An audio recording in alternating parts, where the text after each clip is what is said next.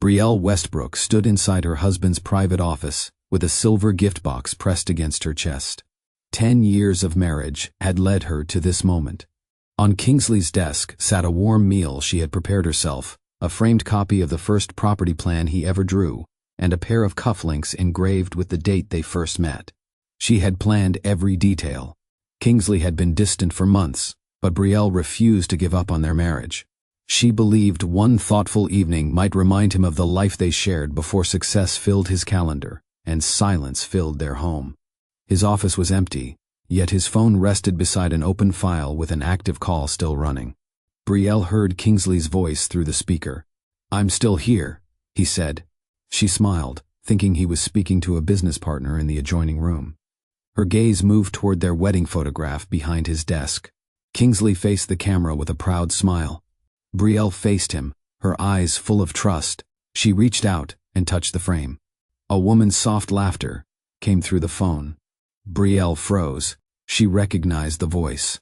Faye Caldwell. The consultant Kingsley had described as nothing more than a business associate. Brielle slowly lowered the gift box onto the desk. Her hand remained on the ribbon, while Faye asked the question no wife should ever hear. "You married her. You built a home with her. How do I know you will leave?" Kingsley released a slow breath before answering. "I stayed because she came into my life when everything was falling apart." Brielle felt her heartbeat quicken. She wanted to believe there was an explanation waiting at the end of the sentence. One reason that would make this conversation less painful. Instead, Faye spoke again. "You've spent 10 years with her. People don't stay that long without love." For a few seconds, the line fell silent. Then Kingsley answered, "I never loved her. It was always you." The words struck Brielle with a force she had never known. "I never loved her. It was always you." She didn't move. She simply stared at the wedding photograph on the wall. 10 years earlier, she had looked at that same man with complete certainty that he would never break her heart. Now she wondered if he had ever looked at her the same way. Kingsley continued speaking, unaware that every word reached the woman he called his wife. "Brielle believed in me when I had nothing. She helped me stand again. Somewhere along the way, I confused gratitude with love." Brielle slowly closed her eyes. Everything suddenly made sense. The missed dinners, the empty conversations, the smiles he reserved for his phone instead of her. The feeling that she had been living beside someone who had already left the marriage long before today. She opened her eyes again. For the first time in 10 years, the office no longer felt like a place they had built together. It felt like the place where her marriage quietly came to an end. Brielle reached forward with trembling fingers and quietly ended the call. The office fell silent. She stood there for a long moment, staring at everything they had built together. The polished desk, the awards covering the walls, the photographs celebrating Kingsley's success. People admired the empire he had created. Very few knew how many pieces of Brielle's own life had disappeared while helping him build it. Without making a sound, she placed the insulated meal neatly in the center of the desk.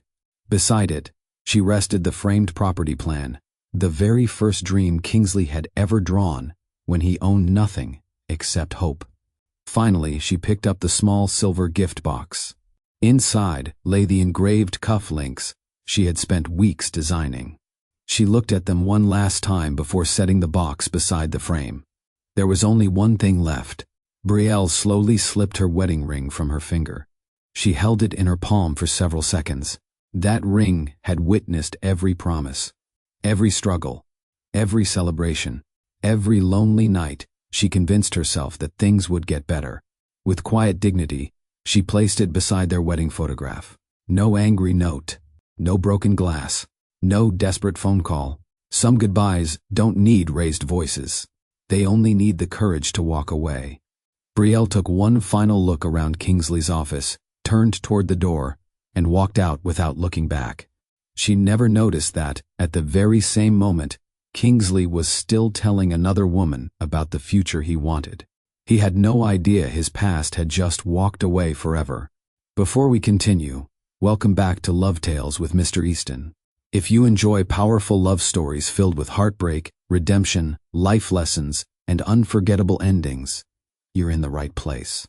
Take a second to tell us where you're watching from in the comments. We love seeing our family grow from different parts of the world. If stories like this touch your heart, please like this video, subscribe to the channel, and share it with someone who believes love should never be taken for granted. Now, let me ask you something. If you accidentally heard your husband confessing his love to another woman, would you confront him immediately? Or would you leave without saying a single word? Brielle made her choice. She walked away, carrying nothing except her dignity. Kingsley never saw her leave. He never saw the anniversary dinner waiting on his desk. He never opened the gift she had chosen with so much love. At that moment, he believed he was finally chasing the woman he had always wanted. What he didn't know was that the greatest love story of his life had never been the one he was trying to recover. It was the one quietly walking out of his office. And by the time he uncovered the truth about everything Brielle had sacrificed for him, he would be forced to face one painful question. Had he thrown away the only woman who ever truly loved him? Let's begin. 3 months before Brielle walked away, Kingsley Westbrook believed he had everything a man could ask for. At 39, his name carried weight across Seattle's real estate industry. Westbrook Properties had grown from a tiny rented office into one of the city's most respected development companies. Luxury apartments, waterfront projects, hotels, and commercial buildings all bore his company's logo. Young entrepreneurs admired him. Investors trusted him. Business magazines praised his discipline and determination. From the outside, his personal life looked just as successful. He lived in a beautiful waterfront home with Brielle, the woman who had stood beside him for 10 years. At company events, they arrived together, smiled for photographs, and welcomed guests as the perfect couple. People often whispered the same thing. Kingsley is lucky. Brielle is living every woman's dream. Neither statement was true anymore. No one saw Brielle sitting alone at a dining table after another untouched dinner grew cold. No one noticed that Kingsley had stopped asking how her day went. No one knew that simple conversations had been replaced by short replies and distracted glances at his phone. The marriage everyone admired had slowly become two people sharing the same house while living completely different lives. The painful part was this: Brielle never stopped trying. Kingsley simply stopped noticing. Neither of them realized that the distance between them had already created enough space for someone from the past to quietly walk back into his life. Long before Kingsley Westbrook became a respected name in Seattle, he worked from a cramped rented office above a noisy repair shop. The room was barely large enough for one desk, 2 chairs, and a metal cabinet that refused to close. Cracks ran along the wall near the window. During heavy rain, water slipped through the ceiling and collected inside a bucket beside his desk. The heater worked only when it wanted to, and Kingsley often wore his coat while answering calls. Still, he placed a handwritten sign on the door. Westbrook Properties. The company had no employees, no completed projects, and almost no money. Kingsley answered every call, prepared every proposal, visited every available property, and cleaned the office himself. Each morning he arrived before sunrise with a paper cup of cheap coffee and a list of people he hoped would take him seriously. Most refused. Banks rejected his loan requests because he lacked experience and valuable assets. Investors listened politely before telling him his ideas were too ambitious. Property owners refused to trust major developments to a young man with no proven record. Some days, Kingsley made dozens of calls without receiving one positive response. He kept going. His desk stayed covered with building sketches, cost estimates, and plans for warm apartment communities where families could feel proud of where they lived. Kingsley did not want to build cold structures filled with expensive furniture. He wanted to create homes people would remember. By evening, rejection usually weighed heavily on him. He would loosen his tie, stare at the unpaid bills beside his laptop, and wonder whether confidence alone could keep a company alive. One Friday, his landlord appeared at the door and reminded him that rent was already overdue. "I need the full payment by Monday," the man said. I cannot keep waiting because you believe something good is coming. Kingsley promised to find the money, though he had no clear way to do so. After the landlord left, Kingsley sat alone in the failing light and looked around the office. For the first time, he considered removing the sign from the door. Instead, he gathered his property sketches, placed them inside an old folder, and left to find somewhere warm where he could work. That decision led him to Odelia's restaurant. More importantly, it led him to Brielle. Odelia's restaurant sat on a quiet street a few blocks from Kingsley's office. It was not expensive or stylish, but the place always felt warm. The tables were polished by years of use, soft music played near the counter, and the smell of roasted chicken, fresh bread, and spices filled the room from morning until closing. Kingsley entered, carrying his old folder beneath one arm. He chose a corner table near the window, ordered the cheapest meal on the menu, and spread his papers across the wooden surface. Brielle noticed him almost immediately. She worked beside her aunt several evenings each week, helping serve customers, prepare meals, and close the restaurant. She had seen tired workers, lonely travelers, and struggling students come through the door, but Kingsley seemed different. He barely touched his food. His attention remained fixed on several unfinished property sketches. He crossed out figures, rewrote notes, and rubbed his forehead each time a calculation failed to work. Brielle carried a fresh cup of coffee to his table. Kingsley looked up. I didn't order this. I know. He glanced at the cup, then at her. I don't have enough money to add anything else. Brielle smiled. Then don't pay for it. Kingsley frowned slightly. Why would you give coffee to someone you don't know? Because you've been staring at the same page for 20 minutes, and you look like you need help staying awake. For the first time that evening, he laughed. It was brief, but Brielle noticed how much younger he looked when the worry left his face. She pointed toward one of his sketches. Is that an apartment building? Kingsley shifted the paper closer to himself. It might be, if I ever find someone willing to fund it. Brielle studied the drawing from across the table. The plan included a shared garden, a reading room, and a large community kitchen. Most developers would use this space for more apartments, she said. I want people to know their neighbors. That sounds expensive. It is. And difficult. He nodded. That too. Brielle pulled out the empty chair. Tell me why anyone should invest in it. Kingsley stared at her, surprised by the question. No one had asked him to explain the dream without first listing every reason it would fail. So he began talking.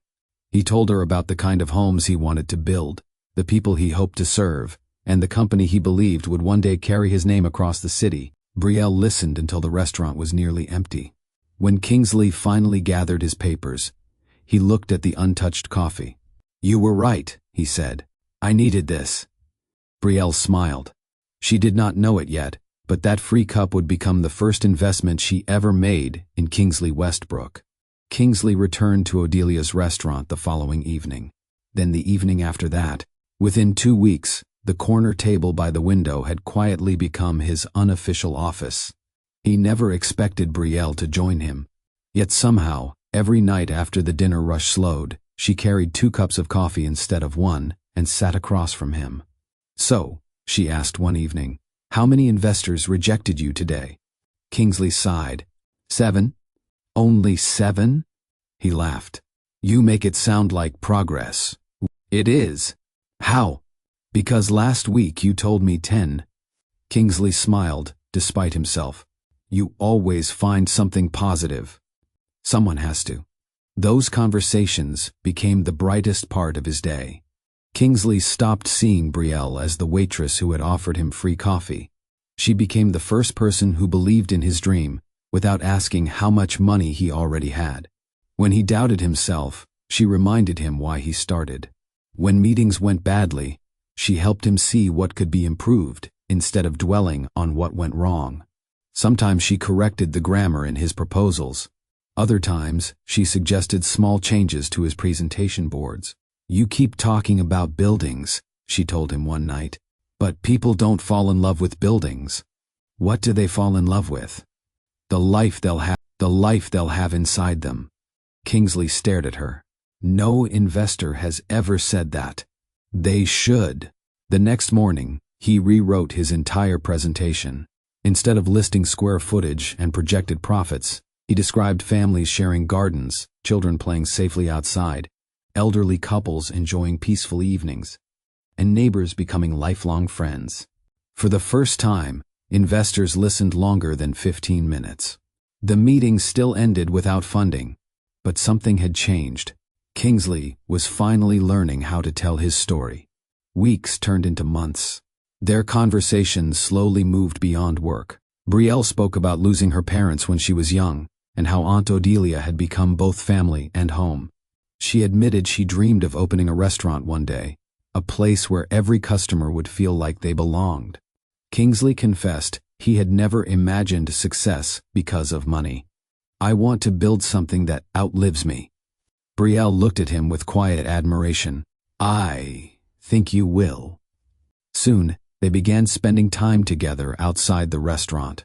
Simple walks along Seattle's waterfront, street markets on Saturday mornings, cheap takeout dinners eaten on park benches. Neither of them had much money. Neither of them cared. Kingsley had dated women before. None of those relationships had given him the feeling he found with Brielle. She never tried to impress him. She simply made his hardest days easier. Without either of them saying the words aloud, friendship slowly became love. For the first time in years, Kingsley stopped feeling like he was chasing success alone. Just as Kingsley began believing his company was finally moving in the right direction, everything collapsed. The project he had spent nearly a year pursuing was approved by a small private investor who agreed to finance the first phase of construction. Kingsley celebrated the victory quietly. It wasn't a massive development, but it was enough to put Westbrook Properties on the map. For weeks, he barely slept. He met contractors before sunrise, reviewed contracts late into the night, and personally inspected every stage of the project. He believed this development would prove everyone wrong. Then the investor withdrew. A larger opportunity had appeared elsewhere, and Kingsley's project was abandoned overnight. Without the promised funding, construction stopped immediately. Bills continued arriving. Workers demanded payment. Suppliers refused to release materials. Every phone call brought another problem. Kingsley spent days trying to secure emergency financing, but every bank turned him away. "You don't have enough completed projects. Your company is too young. The risk is too high." Each rejection sounded exactly like the one before. One evening, Quincy walked into the office carrying another unopened envelope. "You should sit down." Kingsley didn't need to read it. Another overdue notice. He tossed it onto the growing pile covering his desk. "I've failed." Quincy remained silent. "I convinced people to believe in me," Kingsley continued. "Now I can't even pay them." "You haven't failed yet." "Haven't I?" Kingsley looked around the tiny office that once filled him with hope. The walls suddenly felt smaller. The company's sign on the door no longer looked inspiring. It looked foolish. That night, he packed every drawing, every proposal, and every unfinished plan into cardboard boxes. When Quincy returned the following morning, he found Kingsley removing the framed company logo from the wall. "What are you doing?" "I'm done." "You don't mean that." "I do. You've worked too hard to quit." Kingsley forced a tired smile. Sometimes working hard isn't enough. He picked up the box containing the first property design he had ever drawn. "I kept telling everyone this company would change people's lives." He lowered his eyes. "I couldn't even save my own dream." For the first time since Westbrook Properties was founded, Kingsley truly believed the journey had reached its end. He had no idea someone else had already decided his dream was worth saving, even if it cost her everything she had. Kingsley never returned to Odelia's restaurant that evening. For the first time in months, his usual corner table remained empty. Brielle noticed immediately.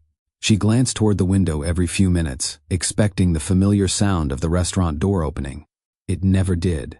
The following night, he was absent again. By the third evening, she could no longer convince herself he was simply busy. As the restaurant prepared to close, she untied her apron and looked at her aunt. "I'm going to check on someone." Odelia smiled knowingly. "I was wondering how long it would take you." Brielle found Kingsley sitting alone inside his tiny office. The lights were off except for the desk lamp. Cardboard boxes covered the floor. Property sketches that once filled the walls had disappeared.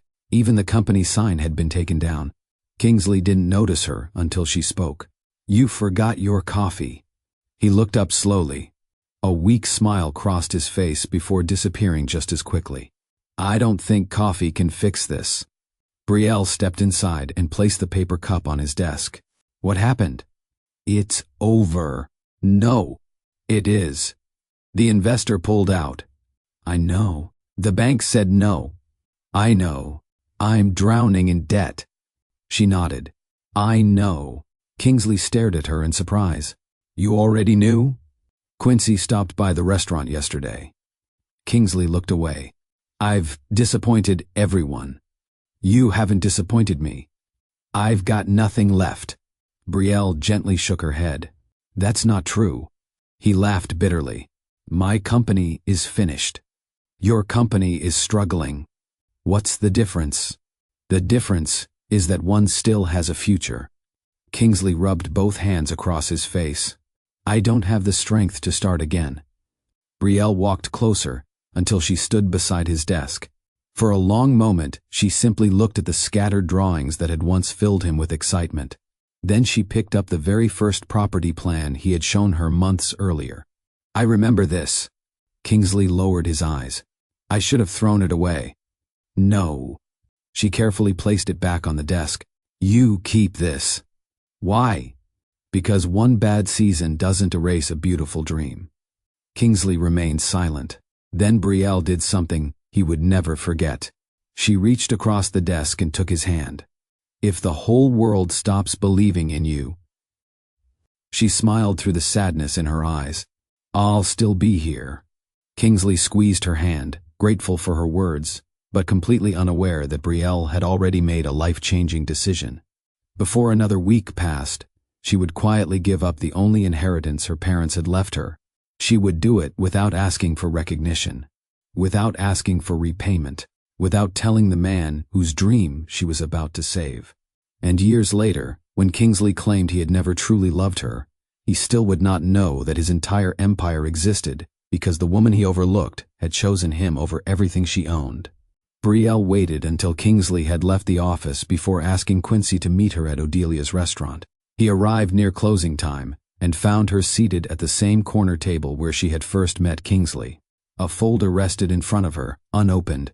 Quincy took the chair across from her. "You said this was urgent." "It is." Brielle slid the folder toward him. Inside were ownership papers for a small property outside Seattle. Her parents had purchased it years before their deaths, hoping it would become part of Brielle's future. She had never lived there. She had kept it because it was one of the few things connecting her to them. Quincy read the first page and looked up. "What is this?" "I'm selling it." His expression changed. "For the company?" "For Kingsley." Brielle, no. "He has no money left. The suppliers are threatening legal action. The office rent is overdue. If he closes now, everything he worked for disappears. This property belongs to you. So does the decision." Quincy closed the folder. Kingsley would never accept this. "That is why he cannot know." Brielle's voice stayed calm, though her fingers tightened beneath the table. She had spent several nights studying the company's debts and calculating how much money would keep Westbrook Properties alive. The sale would cover the most urgent payments and leave enough for Kingsley to complete the first stage of the development. Quincy leaned back. "You are giving away your safety. My parents left me something valuable because they wanted me to have a good life." "And this is your good life?" Brielle looked toward the dark window. "My life is not in that property." Quincy studied her carefully. "What happens if the company fails again?" "Then I will live with my choice." "What happens if Kingsley never understands what you gave him?" "I'm not doing this, so he will owe me." Quincy lowered his voice. "You love him enough to lose everything." "No," Brielle replied. "I love him enough to help him stand. What he does after that will be his responsibility." She pushed the folder back across the table. Quincy remained still. He respected Kingsley, but he knew pride had always been his greatest weakness. If Brielle approached him directly, he would refuse before reading the amount. "You need to be sure," he said. "I am." Within 2 weeks, the sale was completed. Brielle signed away the last property her parents had left her and watched the documents disappear into the agent's briefcase. She felt the loss deeply. Still, when she thought of Kingsley removing his company sign from the wall, she did not regret her decision. She believed she was protecting the future they would build together. She did not know the sacrifice would remain hidden for years.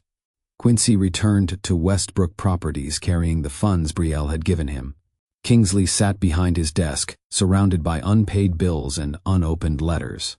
The cardboard boxes remained against the wall because he had not found the strength to finish packing. Quincy placed a formal document in front of him. Kingsley barely looked at it. "What is this?" A private investor reviewed the project. Kingsley lifted his head. "What investor?" "Someone who prefers to remain unnamed." "That does not make sense. They are willing to provide enough money to settle the urgent debts and complete the development." Kingsley stared at Quincy, waiting for the catch. "No one gives that amount without asking for control. They want repayment after the project begins earning." "Who introduced them?" "I handled it."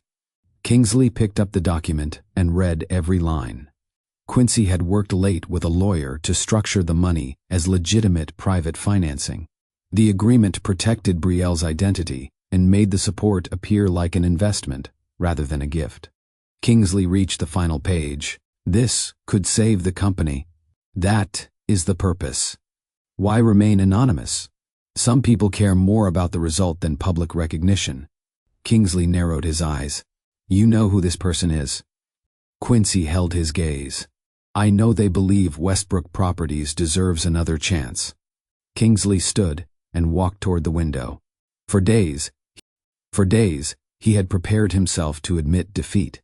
Now, an unseen person had placed his future back within reach. "I need to meet them. That is not part of the agreement.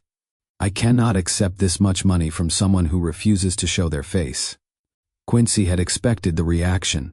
If you refuse, the money goes back. The workers remain unpaid. The suppliers take action. The development closes. Kingsley's jaw tightened. His pride demanded answers. His responsibility to everyone depending on him demanded acceptance. "What would you do?" he asked. "I would stop treating help like humiliation." Kingsley looked down at the agreement. Quincy continued, "You have spent years asking people to believe in your ideas. Someone finally does. Do not insult them because their support arrived when you needed it." Kingsley remained silent for several moments. At last, he signed. Quincy gathered the papers before Kingsley changed his mind. "Use the money wisely," he said. "I will." When Quincy returned to Odelia's restaurant that evening, Brielle was waiting. "He accepted?" "Yes." "Did he ask questions?" "Many." "Does he suspect me?" "No." Relief crossed her face. Quincy placed a copy of the signed agreement on the table. One day, he might learn the truth. Brielle folded the document and placed it inside her bag. "By then, I hope the company will be strong enough that the money no longer matters." Quincy looked at her with concern. "The money will always matter." Brielle shook her head. "The dream matters more." The private funding gave Westbrook Properties time, but money alone did not repair the company. Kingsley still needed stronger proposals, better presentations, and investors willing to trust him after the project's near collapse. Brielle quietly became part of the solution. After finishing her shifts at Odelia's restaurant, she visited Kingsley's office with food and fresh coffee. He believed she came to keep him company. In truth, she spent those nights studying every detail of the business. She noticed that Kingsley's proposals focused heavily on costs, materials, and projected returns. The information was important, but the pages felt cold. "You are showing investors a building," she told him. "You need to show them why people will want to live there." Kingsley turned his laptop toward her. "What would you change?" Brielle began with the language. She replaced formal descriptions with clear examples of daily life. She added family spaces, welcoming entrances, shared gardens, and community rooms to the presentation. She suggested warmer colors for the interior designs and asked Kingsley to include local businesses in the development plans. Quincy watched from across the office as Kingsley adopted nearly every suggestion. Brielle never asked for her name to appear on the documents. During one important investor meeting, Kingsley struggled to explain why his project deserved support after the original backer had withdrawn. Brielle sat quietly near the back of the room, listening. One investor asked, "Why should tenants choose your property over every other new building in Seattle?" Kingsley paused. Before the meeting, Brielle had written one sentence on a small card and placed it beside his notes. He looked down at it. "Because people do not need another building," he said. "They need a place that feels like home before they even close the front door." The room grew attentive. Kingsley explained the shared spaces, practical layouts, and local partnerships. He spoke less about concrete and more about the people who would live there. By the end of the meeting, 2 investors requested a second discussion. Outside the conference room, Kingsley pulled Brielle into an embrace. "You changed everything." She smiled against his shoulder. "You already had the vision. I didn't know how to make them see it. Now you do." Over the following months, Brielle helped revise brochures, prepare display boards, organize property tours, and plan investor dinners at Odelia's restaurant. She also corrected mistakes before they reached clients and reminded Kingsley to speak with warmth instead of sounding desperate. Westbrook Properties slowly began earning trust again. To the public, Kingsley appeared to be a young businessman recovering through determination. Only Quincy saw how much of Brielle's mind and labor stood behind every improvement. The first development was completed nearly a year after Kingsley had prepared to close the company. The opening attracted local business owners, new investors, and several journalists interested in the young developer who had recovered from a financial crisis. Kingsley stood near the entrance, greeting guests beneath the Westbrook Properties sign. He looked confident. The frightened man who had packed his office into boxes seemed far away. During his speech, Kingsley thanked the workers, contractors, and investors who had helped complete the project. He also thanked Quincy for staying beside him when the company nearly failed. Brielle stood near the back of the room. Kingsley smiled when he saw her. "And Brielle," he said, "for reminding me not to quit." The guests applauded. Brielle returned his smile. She appreciated the words, though they barely touched the truth. Kingsley believed his persistence had rescued Westbrook Properties. He believed the anonymous investor had provided temporary support, while his own ideas and long working hours had done the rest. He did not know the funds came from Brielle's inheritance. He did not know several of the strongest presentation lines were hers. He did not know she had spent nights correcting budgets after leaving the restaurant. He did not know she had convinced Odelia to host investor dinners at a reduced cost when the company had little money. Whenever Kingsley praised the project's welcoming design, Brielle heard her own suggestions. Whenever investors complimented the community spaces, Quincy remembered the sketches she had drawn on restaurant napkins. Still, Brielle remained silent. She did not want Kingsley's gratitude to become another burden between them. She wanted his confidence restored, not replaced with shame.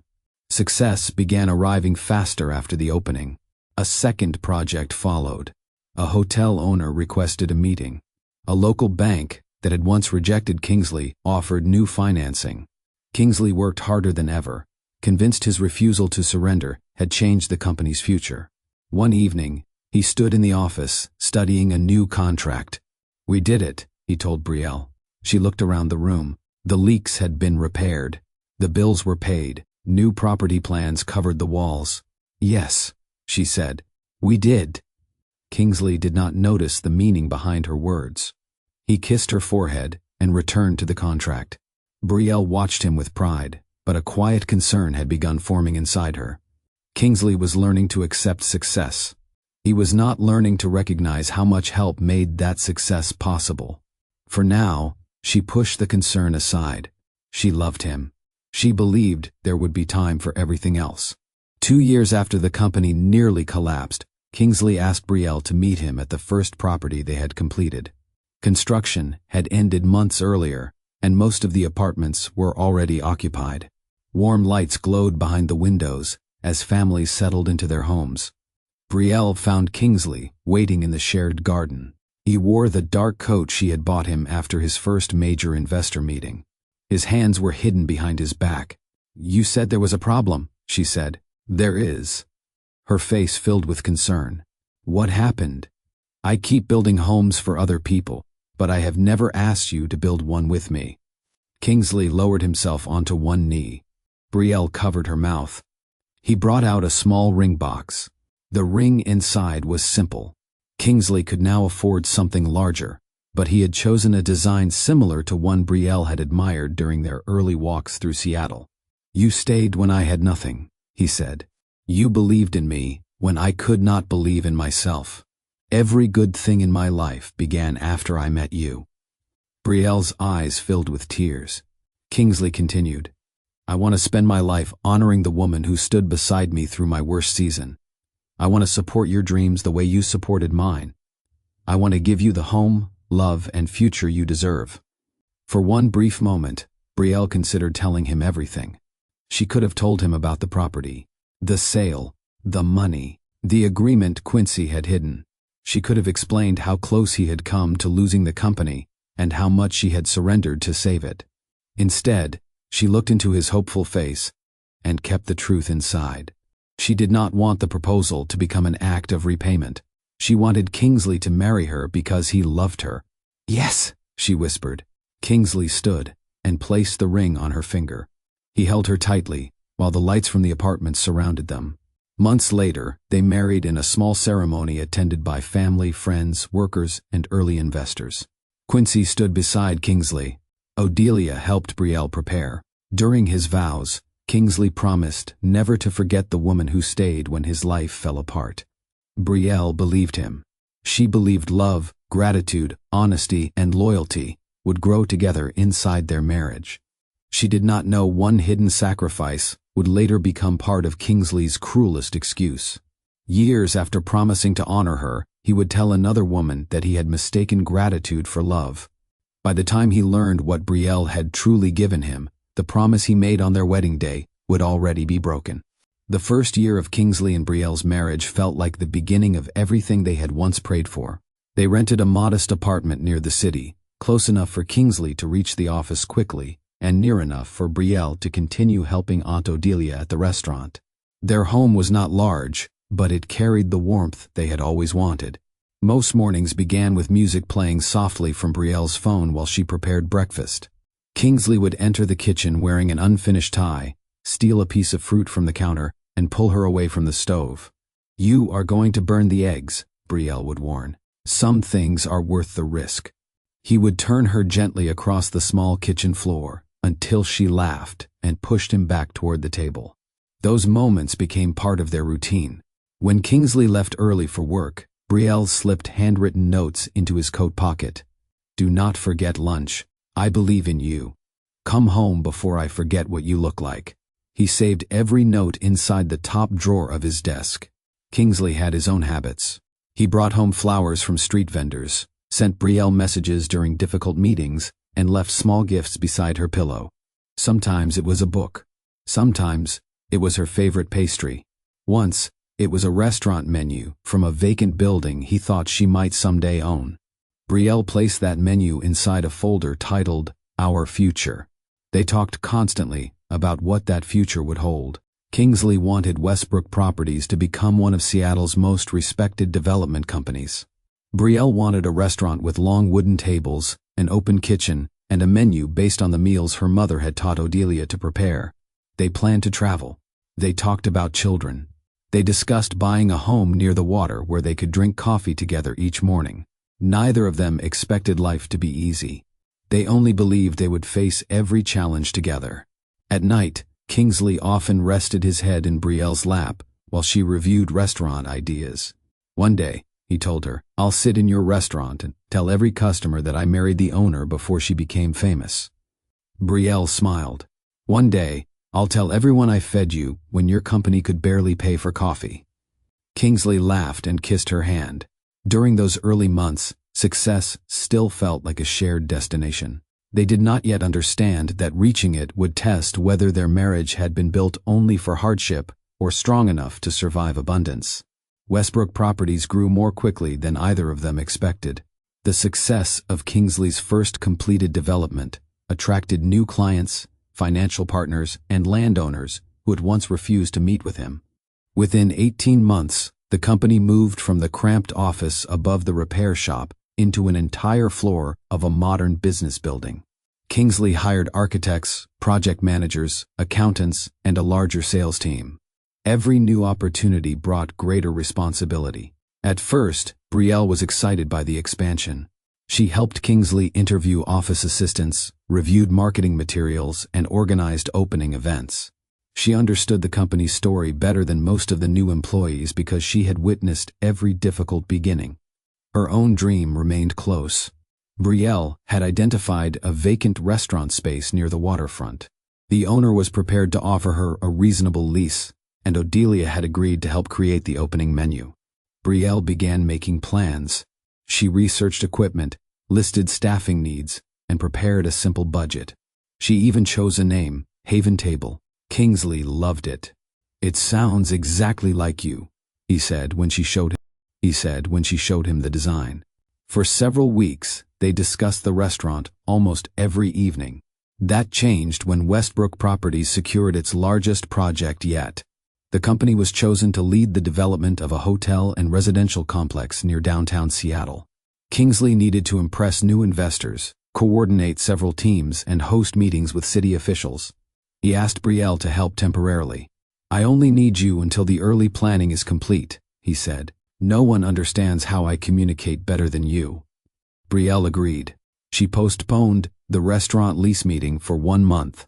1 month became 3. She attended investor dinners, corrected presentation materials, and helped plan the hotel launch.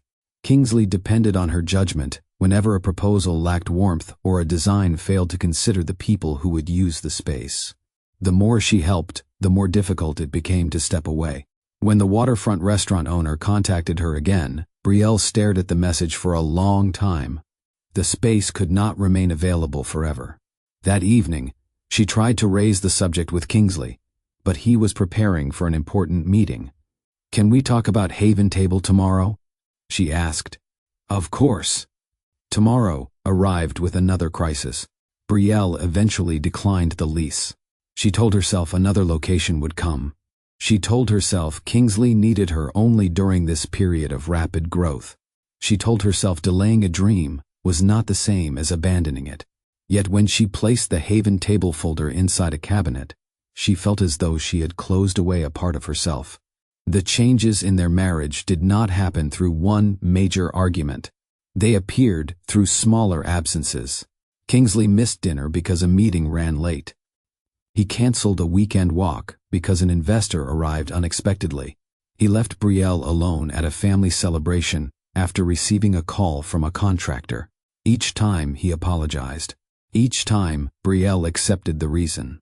She understood the demands of the company. She knew how much was at stake and how many people depended on Kingsley's decisions.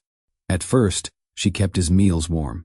When he arrived home, she sat beside him while he ate and listened as he described contract negotiations, building delays, and new opportunities. As the months passed, he came home later. Some nights, Brielle woke to the sound of the bedroom door opening after midnight. Kingsley would loosen his tie, place his phone on the bedside table, and fall asleep before she could ask about his day. Business trips became frequent. Chicago for an investor conference, Los Angeles for a hotel partnership, New York for meetings with an international development group. Kingsley sent photographs from airports and hotel rooms, always promising they would travel together once the company became less demanding. The company never became less demanding. Property openings replaced their Saturday mornings at the market. Networking dinners replaced quiet meals at Odelia's restaurant. Phone calls interrupted the few private conversations they still managed to have. One Sunday, Brielle prepared breakfast and placed both their phones inside a kitchen drawer. "No calls for 1 hour," she said. Kingsley smiled and agreed. They sat across from each other with coffee and fresh bread. For several minutes, the old ease returned. Brielle spoke about a new restaurant concept she had been considering. Kingsley listened, but his eyes kept moving toward the drawer. When a phone began vibrating, he stood immediately. "You promised."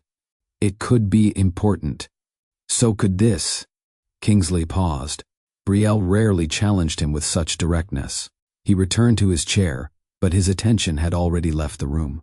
The meal continued, though the closeness did not. Brielle began to understand that physical presence did not guarantee connection. Kingsley could sit across from her while thinking about another building, another investor, or another flight. Their life was becoming full of achievements they had once dreamed about.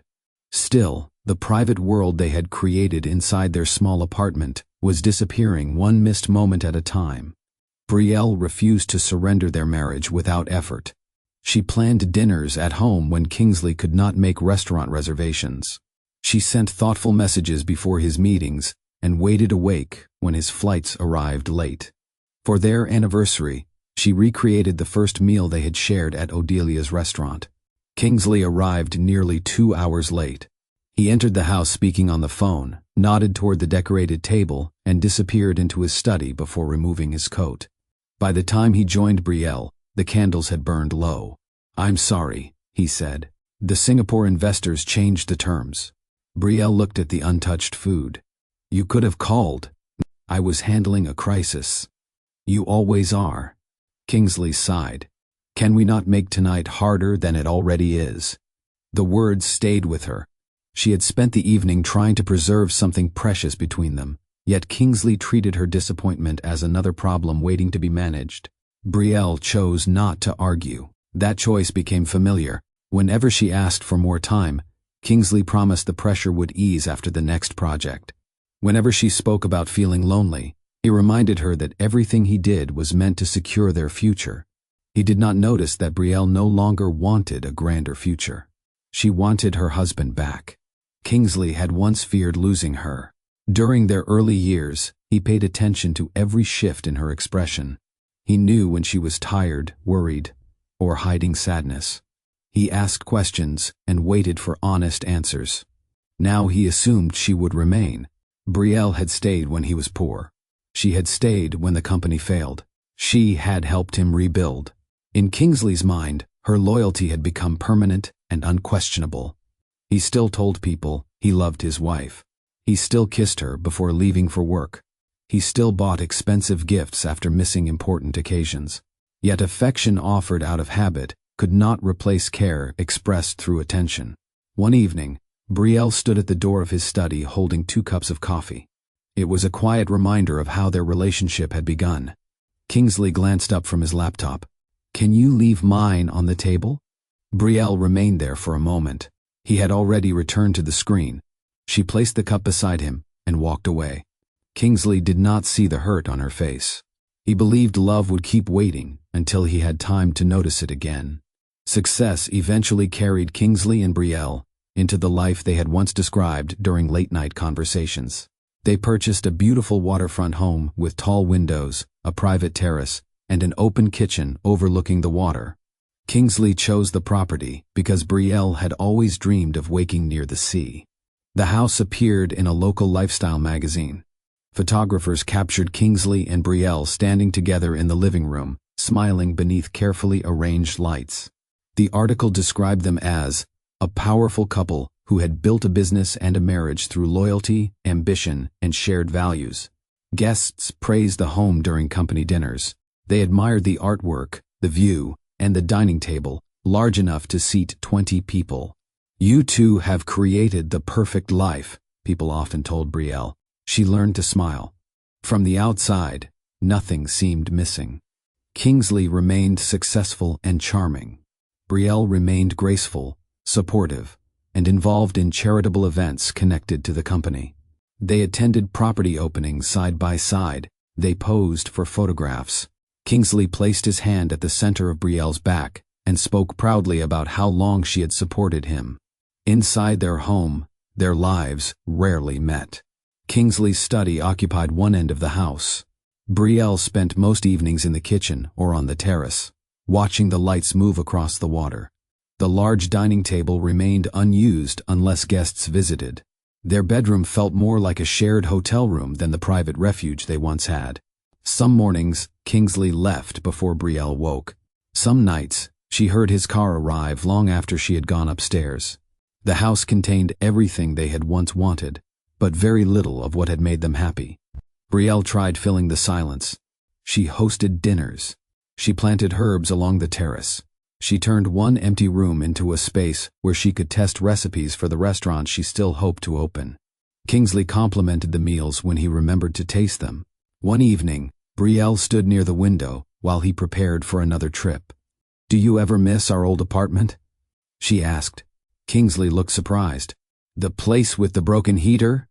The place where we used to dance in the kitchen." He smiled briefly. "We have a better kitchen now." Brielle lowered her eyes. That was the problem. Kingsley had begun measuring their life by what became larger, newer, and more expensive. Brielle measured it by what they no longer shared. Their marriage still looked perfect in photographs.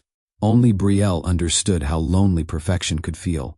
Westbrook Properties' newest waterfront development was larger than anything the company had attempted before. The project included luxury apartments, retail spaces, a boutique hotel, and a public walkway overlooking the water. Kingsley believed it would secure the company's place among Seattle's leading developers. Quincy understood the opportunity could also expose every weakness inside the business. The design team struggled to agree on a clear direction. Investors wanted the property to feel modern without losing warmth. City officials raised concerns about public access, while the hotel partners demanded features that would appeal to international guests. Quincy recommended hiring an outside consultant. Kingsley disliked the idea. "We already have architects, planners, and a marketing department. We have people who are good at protecting their own departments," Quincy replied. "We need someone who can look at the entire project without worrying about office politics." Kingsley studied the proposal on his desk. "Who do you have in mind?" "Faye Caldwell." The name meant nothing to Quincy beyond her professional reputation. Faye had spent more than a decade advising hospitality and property companies across Europe, Asia, and the Middle East. She had helped reposition struggling hotels, guided luxury residential launches, and created branding strategies for several waterfront destinations. Quincy had met her at a development conference months earlier. "She understands design, business, and international buyers," he explained. "More importantly, she tells people what they need to hear, not what makes them comfortable." Kingsley agreed to review her work. Her portfolio was impressive. Each project felt polished without becoming cold. She had a talent for connecting architecture with emotion, the same quality Brielle had once encouraged Kingsley to include in his early proposals. Quincy arranged a meeting. Faye arrived at Westbrook Properties on a rainy Monday morning, wearing a cream coat and carrying a leather folder. Her manner was controlled, confident, and calm. The receptionist escorted her toward the executive conference room. Quincy met her near the elevator. "I appreciate you coming." "The project interested me," Faye replied. "Waterfront developments often fail because companies focus on the view and forget the experience. That is exactly why I called you." Quincy introduced her to the lead architects, financial officers, and marketing directors. Kingsley had not yet arrived. Faye reviewed the presentation boards while the team waited. She asked direct questions about guest movement, public spaces, lighting, local partnerships, and long-term maintenance. Within 20 minutes, she had identified several problems the internal team had argued about for weeks. Quincy felt certain he had made the right decision. He had no idea he had just brought a woman from Kingsley's past into the center of his marriage. Kingsley entered the conference room 10 minutes late. He was reading an email on his phone and apologizing to the team when Faye turned away from the presentation board. His words stopped. For several seconds, neither of them moved. Faye looked older than the college student he remembered, but time had not erased the features that once occupied nearly every thought he carried. Her hair was shorter. Her expression held more confidence. Still, her eyes were unmistakable. "Faye?" Her professional composure weakened for a moment. "Kingsley." Quincy looked between them. "You know each other?" Kingsley lowered his phone. "We attended college together." Faye's gaze remained fixed on him. "It was more than that." The room became uncomfortably quiet. Kingsley glanced toward his employees and recovered quickly. "We should begin." He took his seat at the head of the table, while Faye continued her presentation. Kingsley tried to listen. He heard her explain that the development lacked a unified identity. He heard her suggest transforming the public walkway into a destination, rather than treating it as unused space. He watched his team take notes as she spoke with calm authority, yet his mind returned to a university campus 15 years earlier. He remembered studying beside Faye in the library. He remembered cheap meals eaten between lectures and long conversations about the lives they would build after graduation. Faye had been his first serious love. They had made plans with the certainty of two young people who believed wanting a future was enough to guarantee it. Near the end of their final year, Faye received an opportunity to work abroad. She told Kingsley it was temporary. She promised they would decide their future together. Instead, she left. Her calls became less frequent. Messages went unanswered. Within months, she stopped responding completely. Kingsley never received a proper explanation. He spent years wondering whether he had misunderstood their relationship or failed her in some way. By the time he met Brielle, he had trained himself not to ask questions that would never be answered. The presentation ended. Employees began leaving the room, discussing Faye's recommendations. Kingsley remained in his chair. Faye closed her folder slowly. Quincy sensed the tension. "I'll have legal prepare the consulting agreement." He left them alone. Faye looked across the table. "I knew Westbrook Properties was your company." Kingsley's face hardened. "You knew before you accepted the meeting?" "Yes." "And you came without warning me?" "I wasn't sure you would agree to see me if I did." Kingsley stood. "You were right." He walked toward the door. Faye's voice followed him. "I did not leave because I stopped loving you." Kingsley froze, his hand resting on the handle. Those were the words he had once waited years to hear. Kingsley closed the conference room door again, though he did not return to his seat. Faye remained near the table. "You have 5 minutes," he said. She nodded. My family found out how serious we were shortly before graduation." Kingsley gave a humorless laugh. "They knew about me. They knew your name. They did not understand what you meant to me until I refused the position in London." Kingsley remembered the opportunity. Faye's father had arranged it through one of his business partners. "You told me you wanted that position." "I wanted the career. I did not want to lose you for it." Faye explained that her parents had always planned her future with great care. They expected her to work abroad, build connections within wealthy corporate circles, and eventually join the family investment company. Kingsley did not fit those plans. At the time, he had no money, no established career, and no family influence that could protect him from their judgment. He had dreams, sketches, and confidence that had not yet been tested. "My father told me that if I stayed with you, he would withdraw every professional connection he had arranged," Faye said. "He threatened to stop supporting my younger brother's education because he knew I would blame myself." Kingsley's anger remained. "You were an adult. I was 22 and frightened. So you disappeared?" Faye lowered her eyes. "At first, I thought I could take the position, prove myself, and come back without losing either part of my life. You stopped answering me. My mother intercepted letters you sent to their home. My father changed my phone plan and warned me that contacting you would have consequences for my brother." Kingsley shook his head. "You expect me to believe you had no way to reach me for 15 years? "No." Faye met his gaze. "I had ways. I lacked courage." That admission affected him more than the excuses. Faye continued. "By the time I gained control of my life, several years had passed. I searched for you. Westbrook Properties had started appearing in business reports. Later, I saw an article announcing your marriage." Kingsley's expression changed at the mention of Brielle. Faye noticed. "I told myself contacting you would be selfish." "It would have been." "I know. Brielle was there after you left. She stood beside me when I had nothing. I am not asking you to erase that." "What are you asking?" Faye took a breath. "For you to understand, I did not leave because you were unworthy." Kingsley looked away. For 15 years, He had carried the belief that Faye had seen his uncertain future and chosen a better life. Her explanation did not remove the damage. It did, however, awaken questions he believed he had buried permanently. Faye officially joined the waterfront project the following week. Kingsley told himself their personal history would not affect the work.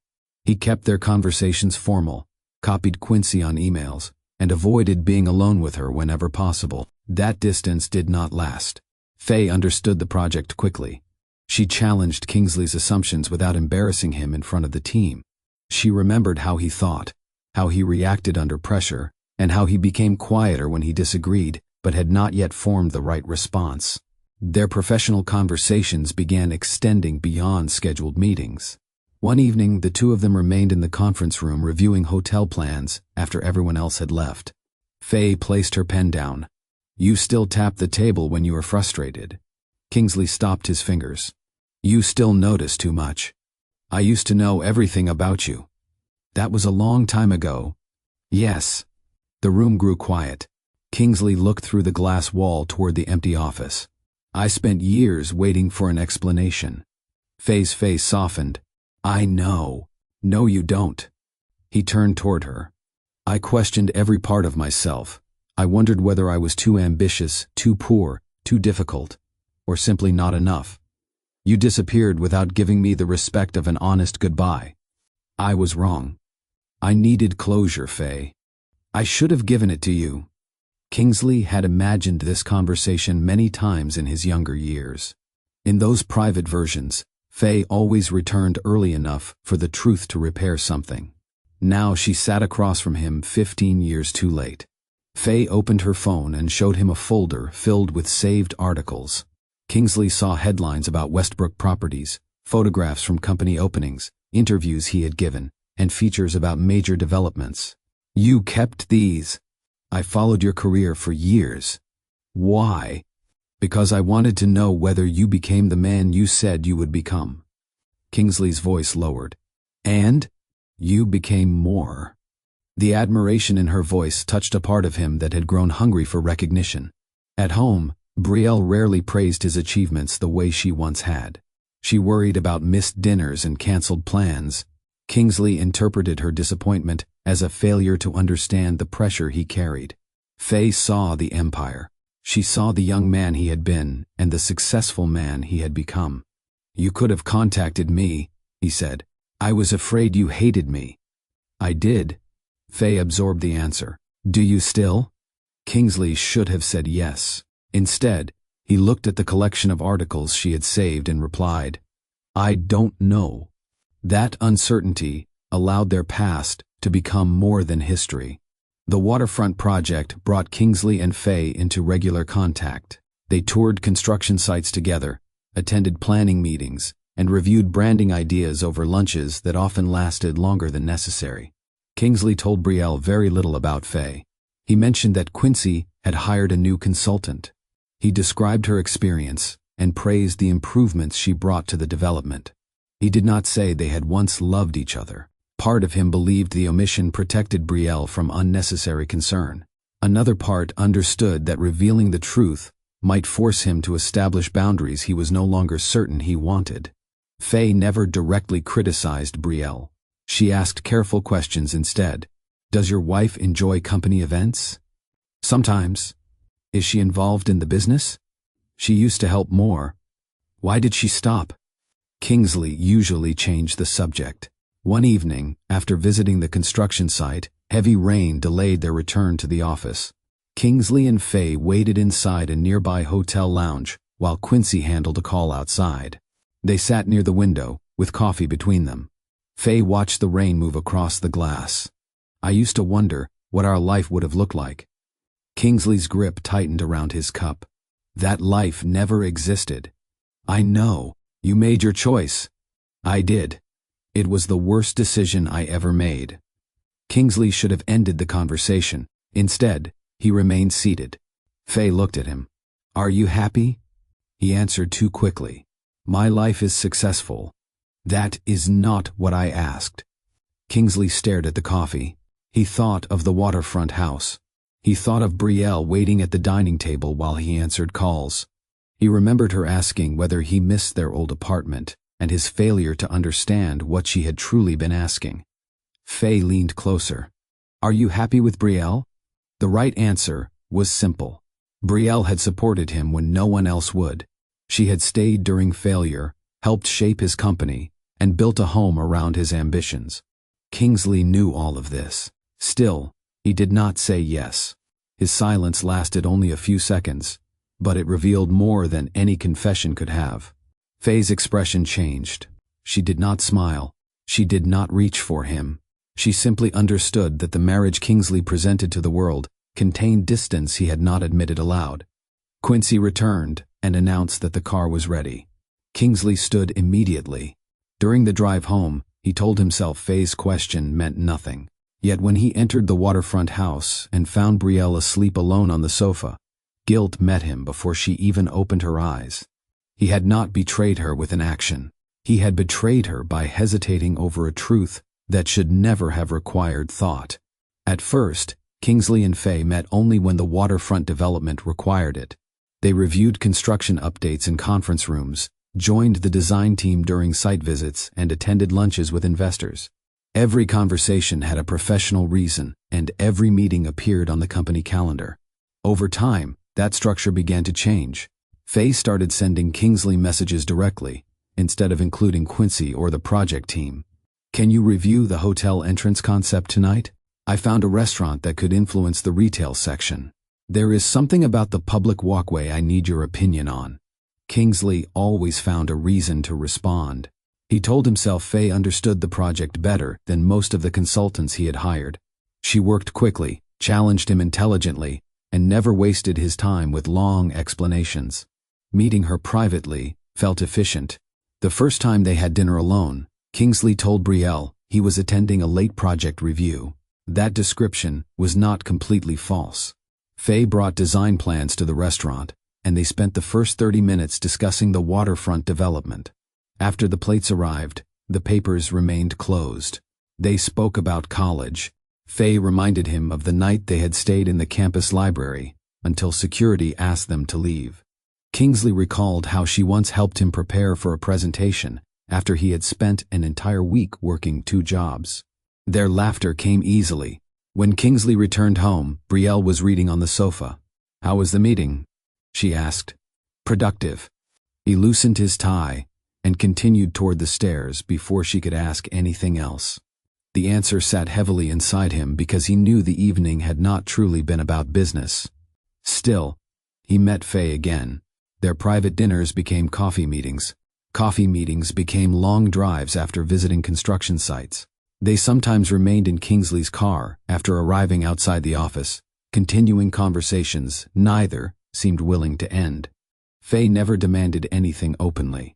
She allowed the closeness to grow through shared memories, quiet compliments, and questions about the life Kingsley had built without her. Kingsley continued insisting that no boundary had been crossed. They had not confessed romantic feelings. They had not touched beyond brief greetings. They had not made promises, yet he deleted some of their messages before entering his home. He stopped mentioning Faye's name around Brielle.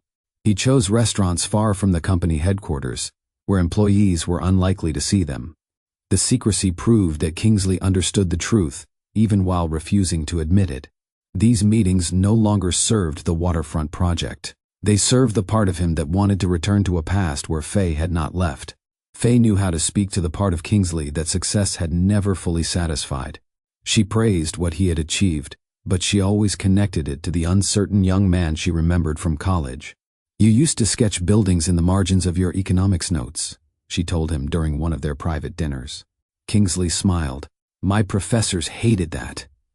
"I didn't. You said half of those designs were impossible." "They were impossible at the time." Faye leaned back and studied him. "Now people compete for the chance to fund your ideas." Kingsley tried to dismiss the compliment. "I had help. You also had courage." Her words affected him because they were different from the conversations he had at home. Brielle knew the pressures behind his achievements. She saw the long hours, the canceled plans, and the emotional cost of his ambition. Her questions often focused on balance, rest, and the marriage Kingsley had pushed aside. Faye focused only on the victory. She admired the offices, the public recognition, the luxury developments, and the influence he had gained. She spoke as though every success confirmed something she had believed about him 15 years earlier. "I always knew you would build something important," she said. Kingsley looked at her across the table. "You left before I built anything. I left because I was afraid. I never doubted you." That distinction mattered to him more than it should have. For years, Kingsley had believed Faye abandoned him because she considered his dreams unrealistic. Hearing that she had followed his career allowed him to rewrite their history in a kinder way. He began sharing details he had stopped discussing with Brielle. He told Faye about his frustrations with investors, the pressure to keep expanding, and the fear that one failed project could damage the reputation he had spent years earning. Faye listened without asking him to slow down. She encouraged his hunger. "You were never meant for a small life," she told him. Kingsley carried that sentence home. Brielle was in the kitchen testing a new recipe for the restaurant she still hoped to open. She offered him a plate and asked whether he could taste it before going upstairs. "I'm exhausted," he replied. "It will only take a minute." "Tomorrow." He passed her without noticing how her smile faded. In the study, Kingsley opened a message from Faye. "You should be proud of the man you became." He read it twice. Faye made him feel admired. Brielle made him confront what his success had cost. Rather than ask why his wife's disappointment had replaced her former praise, Kingsley chose the easier explanation. He convinced himself Faye understood him better.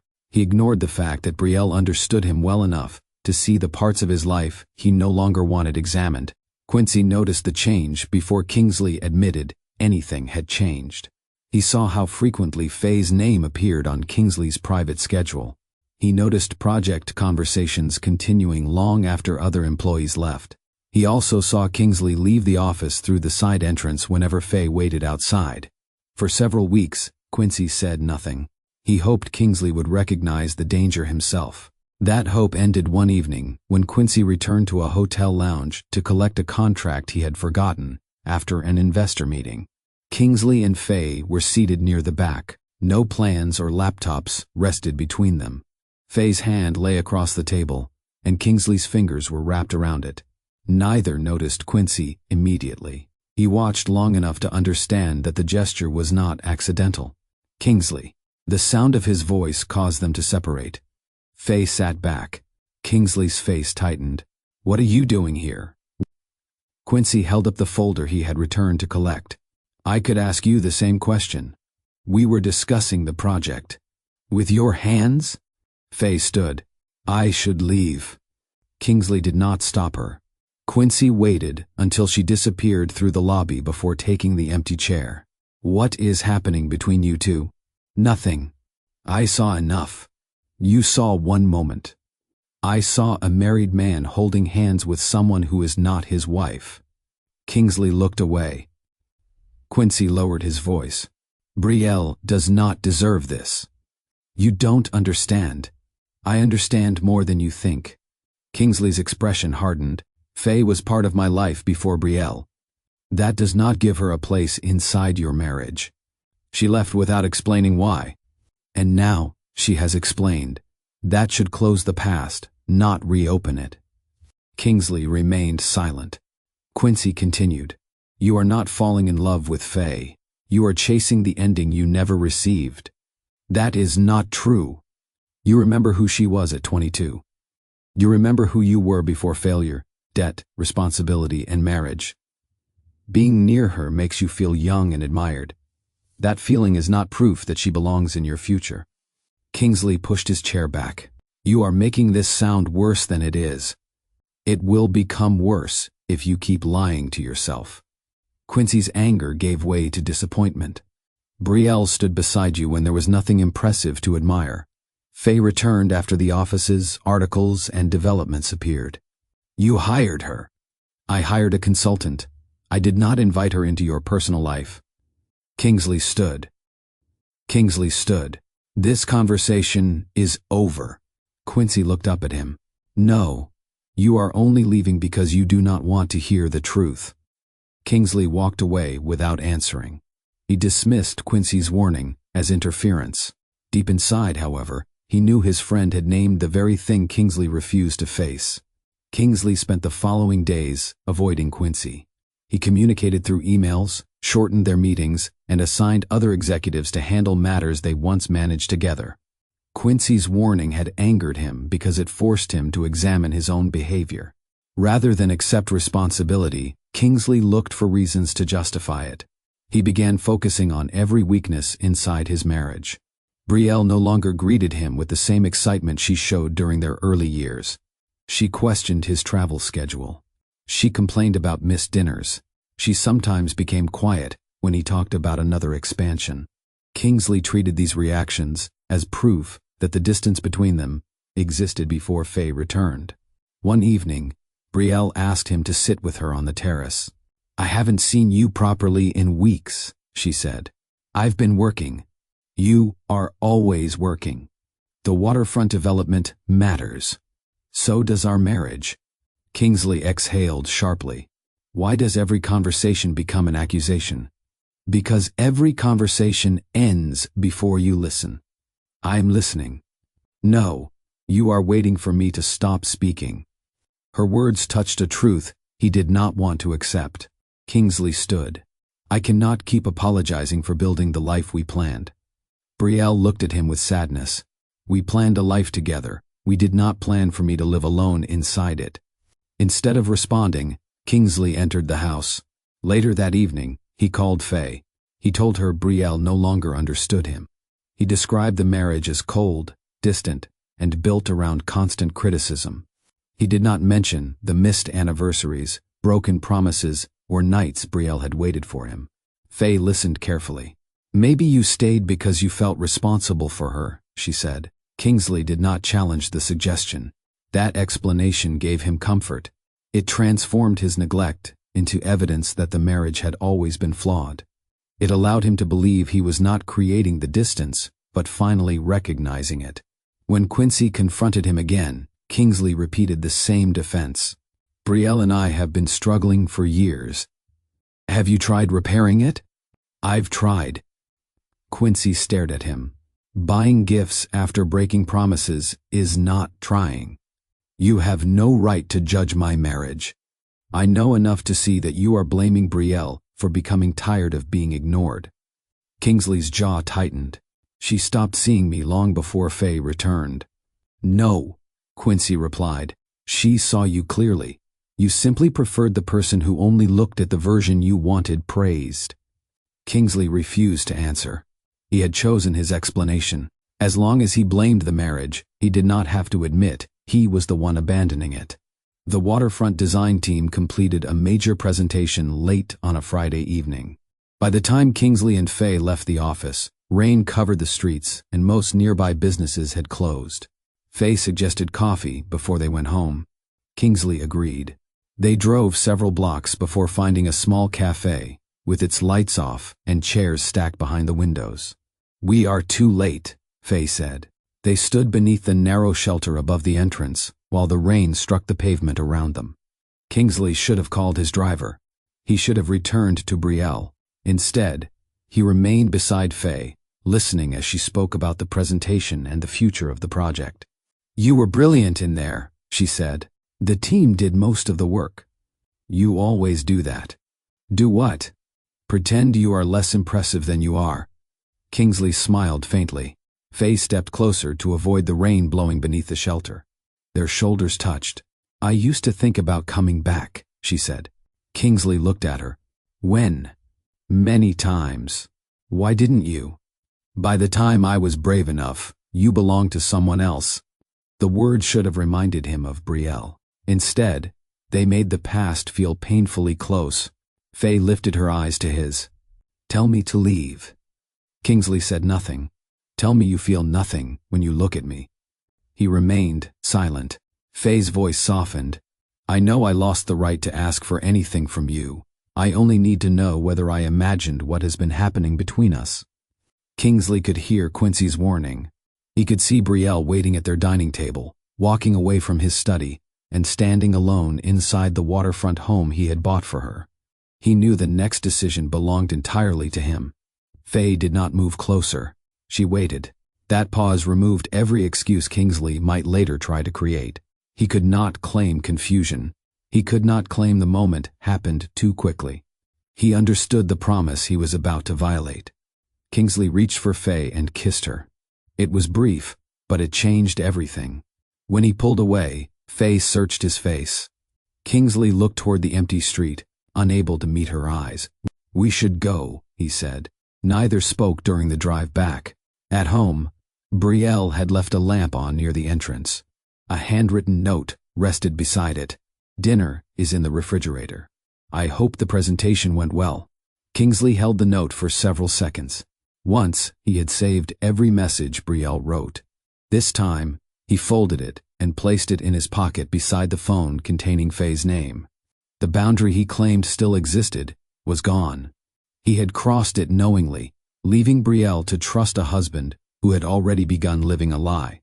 Odelia arrived at the waterfront house, carrying a worn cardboard box against her chest. Brielle opened the door with surprise. "Aunt Odelia, you should have called." "If I had called, you would have told me you were busy." Brielle smiled and stepped aside. Odelia entered the kitchen and placed the box on the island.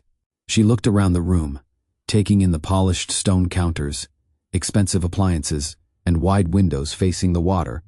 "It is beautiful here," she said. "It is." Odelia glanced at her niece. The answer lacked warmth. She opened the box and removed a faded recipe notebook tied with a blue ribbon.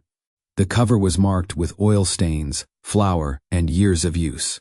Brielle recognized it immediately. "I thought this was lost." "You left it at the restaurant after the wedding." Brielle ran her fingers over the cover. The notebook contained recipes from her mother, Odelia's handwritten corrections, and Brielle's own ideas from the years when opening a restaurant had felt certain. She turned the pages slowly. There were menus for family dinners, notes about seasonal ingredients, and an early sketch of Haven Table.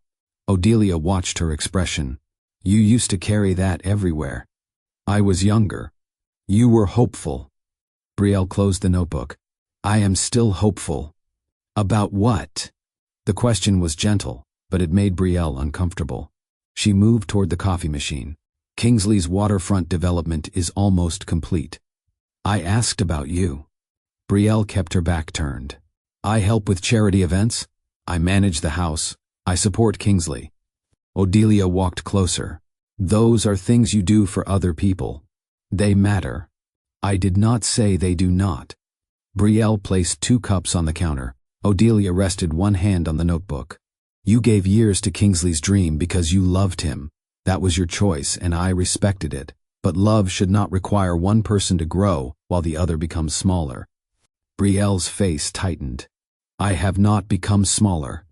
"When was the last time you cooked because it made you happy rather than because you hoped your husband would come home?" Brielle had no answer. Odelia's voice softened. "Marriage should make room for both people. It should not ask one of them to disappear." The words settled heavily between them. Brielle looked down at the notebook. For years, she had treated her postponed dream as proof of loyalty. She had believed there would always be another location, another season, another chance. Now she understood how much time had passed. Odelia pushed the notebook toward her. "Your dream is still yours." Brielle opened to the page marked Haven Table. For the first time in years, she allowed herself to wonder what might happen if she stopped waiting for permission. Brielle spent the next several weeks building a plan. She did not begin with decorations or menu names. She approached the restaurant with the same discipline she had once brought to Westbrook Properties. She studied the waterfront development's visitor numbers, residential capacity, hotel occupancy projections, and nearby competition. She researched dining habits among local workers, tourists, and families expected to use the public walkway. The location she wanted sat beside the development's main entrance. It had floor-to-ceiling windows, access to an outdoor terrace, and enough space for an open kitchen. Kingsley's team had not yet secured a tenant for it. Brielle believed Haven Table belonged there. She developed a complete financial model. The restaurant would serve modern comfort food based on recipes from her childhood. Lunch service would attract office workers. Evening meals would appeal to residents and hotel guests. Weekend events would feature local chefs, farmers, and neighborhood musicians. She designed a menu around ingredients available from regional suppliers. She calculated equipment costs, staffing needs, rent, insurance, licensing fees, and estimated revenue for the first 3 years. Odelia helped test dishes. Quincy reviewed the business figures without changing Brielle's vision. "This is not a hobby," he said after reading the plan. "I never treated it like one. You have prepared better than some developers Kingsley meets every week." Brielle smiled faintly. "I learned from watching the company grow." She created presentation boards showing the restaurant's interior. Long wooden tables encouraged shared meals. Smaller booths provided privacy. The open kitchen allowed guests to see the care behind each plate. A wall near the entrance would display handwritten recipes from local families. At the center of the proposal, Brielle included one sentence: "Haven Table will give the waterfront development a heart, not merely another place to eat." The line reminded her of something she had once told Kingsley about buildings and the lives created inside them. She rehearsed her presentation alone in the kitchen. At first, her voice shook. By the 5th attempt, she spoke with confidence. She knew the market. She knew the customers. Most importantly, she knew the food. Brielle scheduled time with Kingsley for Sunday afternoon and asked him not to accept calls during the meeting. He agreed, though he sounded distracted. On Sunday, she arranged the proposal across the dining table and prepared samples from the opening menu. Kingsley entered carrying his laptop and phone. "I have 40 minutes, he said. Brielle hid her disappointment. "That will be enough." She began explaining Haven Table. As she spoke, the years she had spent waiting seemed to fall away. Her dream no longer felt distant or uncertain. It felt ready. She only needed her husband to see it. Kingsley listened for less than 10 minutes before opening his laptop. Brielle noticed, but continued. She explained how Haven Table would complement the hotel and apartments. She showed him research, proving the development lacked a welcoming mid-range restaurant for residents and families. Kingsley glanced at the menu samples. "The food is good," he said. Brielle paused. "Thank you, but the proposal is about more than the food." "I understand." His attention returned to an email. She placed the financial forecast directly in front of him. "I have enough savings to cover part of the startup cost. Odelia is willing to invest, and Quincy believes the numbers are realistic." Kingsley looked up at the mention of Quincy. "You discussed this with him?" "I asked him to review the business figures." "You should have come to me first." "I am coming to you now." "No, you built an entire proposal and involved my business partner before telling me." Brielle remained calm. "I wanted to bring you something complete." Kingsley closed the laptop at last. "The waterfront development is the most important project Westbrook Properties has ever completed. Every tenant will be associated with our reputation." "I know. A restaurant is a difficult business. That is why I prepared carefully. Preparation does not guarantee success." Brielle studied him. "Neither did preparation guarantee your first development would succeed." His expression changed. "That was different." "How?" "I understood property. And I understand restaurants. You have helped at Odelia's. That is not the same as running a major waterfront location." Brielle felt the insult immediately. "I did not only help. I managed staff, planned menus, handled suppliers, and worked beside Odelia for years." Kingsley stood and walked toward the window. "If Haven Table fails, it will not be viewed as one restaurant closing. People will connect it to me and to Westbrook Properties." The room became still. Brielle looked at the proposal she had spent weeks preparing. "You are worried I might damage your name. I am being practical. You barely read the plan. I do not need to read every page to understand the risk." Brielle gathered herself. When you had no record of success, you asked people to judge your vision rather than your failures. Kingsley's jaw tightened. "This is not about my past. It is about whether you believe in me. I believe you are talented." "That is not an answer." Kingsley picked up his phone. "I have another meeting." You promised me 40 minutes. We have discussed the main issue. No, you decided the issue before I began. He did not reply. Kingsley left the dining room, taking his laptop with him. Brielle remained beside the untouched food and presentation boards. The proposal had not failed. Her husband had refused to see it. Brielle kept the presentation on the dining table for the rest of the day. She told herself Kingsley might return after his meeting, apologize, and ask to review it properly. He did not. By evening, the food samples had gone cold. The financial pages remained in the same position. Brielle sat alone and remembered the young man she had once met at Odelia's restaurant. Kingsley had arrived with unfinished sketches, unpaid bills, and no proof that his ideas could succeed. She had listened without asking whether his failure might embarrass her. She had given him coffee when he could not afford another cup. She had encouraged him when investors refused to hear his plans. When the company collapsed, she sold the last property her parents left her because she believed his dream deserved one more opportunity. Now Kingsley had wealth, influence, and experience. Yet he would not give Brielle 40 minutes of honest attention. The contrast hurt more than his warning about the Westbrook name. She walked into the kitchen and opened her recipe notebook. Near the back, she found a note Kingsley had written during their first year of marriage. One day, Haven Table will be filled with people who came for your food and returned because you made them feel at home. Brielle read it several times. She wondered when he had stopped believing those words. Perhaps success had not changed him all at once. Perhaps it had slowly taught him to value only dreams large enough to increase his status. Kingsley once admired her ability to bring warmth into every plan. Now he treated that same gift as something pleasant but unworthy of serious investment. Brielle closed the notebook and carried the proposal upstairs. She entered the empty room where she tested recipes and placed the materials on a desk. Her sadness began giving way to clarity. She had spent years believing her sacrifice created a partnership. In reality, Kingsley had accepted her support without considering what she surrendered to provide it. He believed his ambitions were necessary. He treated hers as optional. The realization did not erase her love for him, but it changed the way she saw their marriage. Brielle had protected Kingsley's dream before it had value to anyone else. He now considered her dream a threat to the name she had helped him build. She looked around the quiet room. For the first time, Brielle understood that the greatest obstacle between her and Haven Table was not money, location, or experience.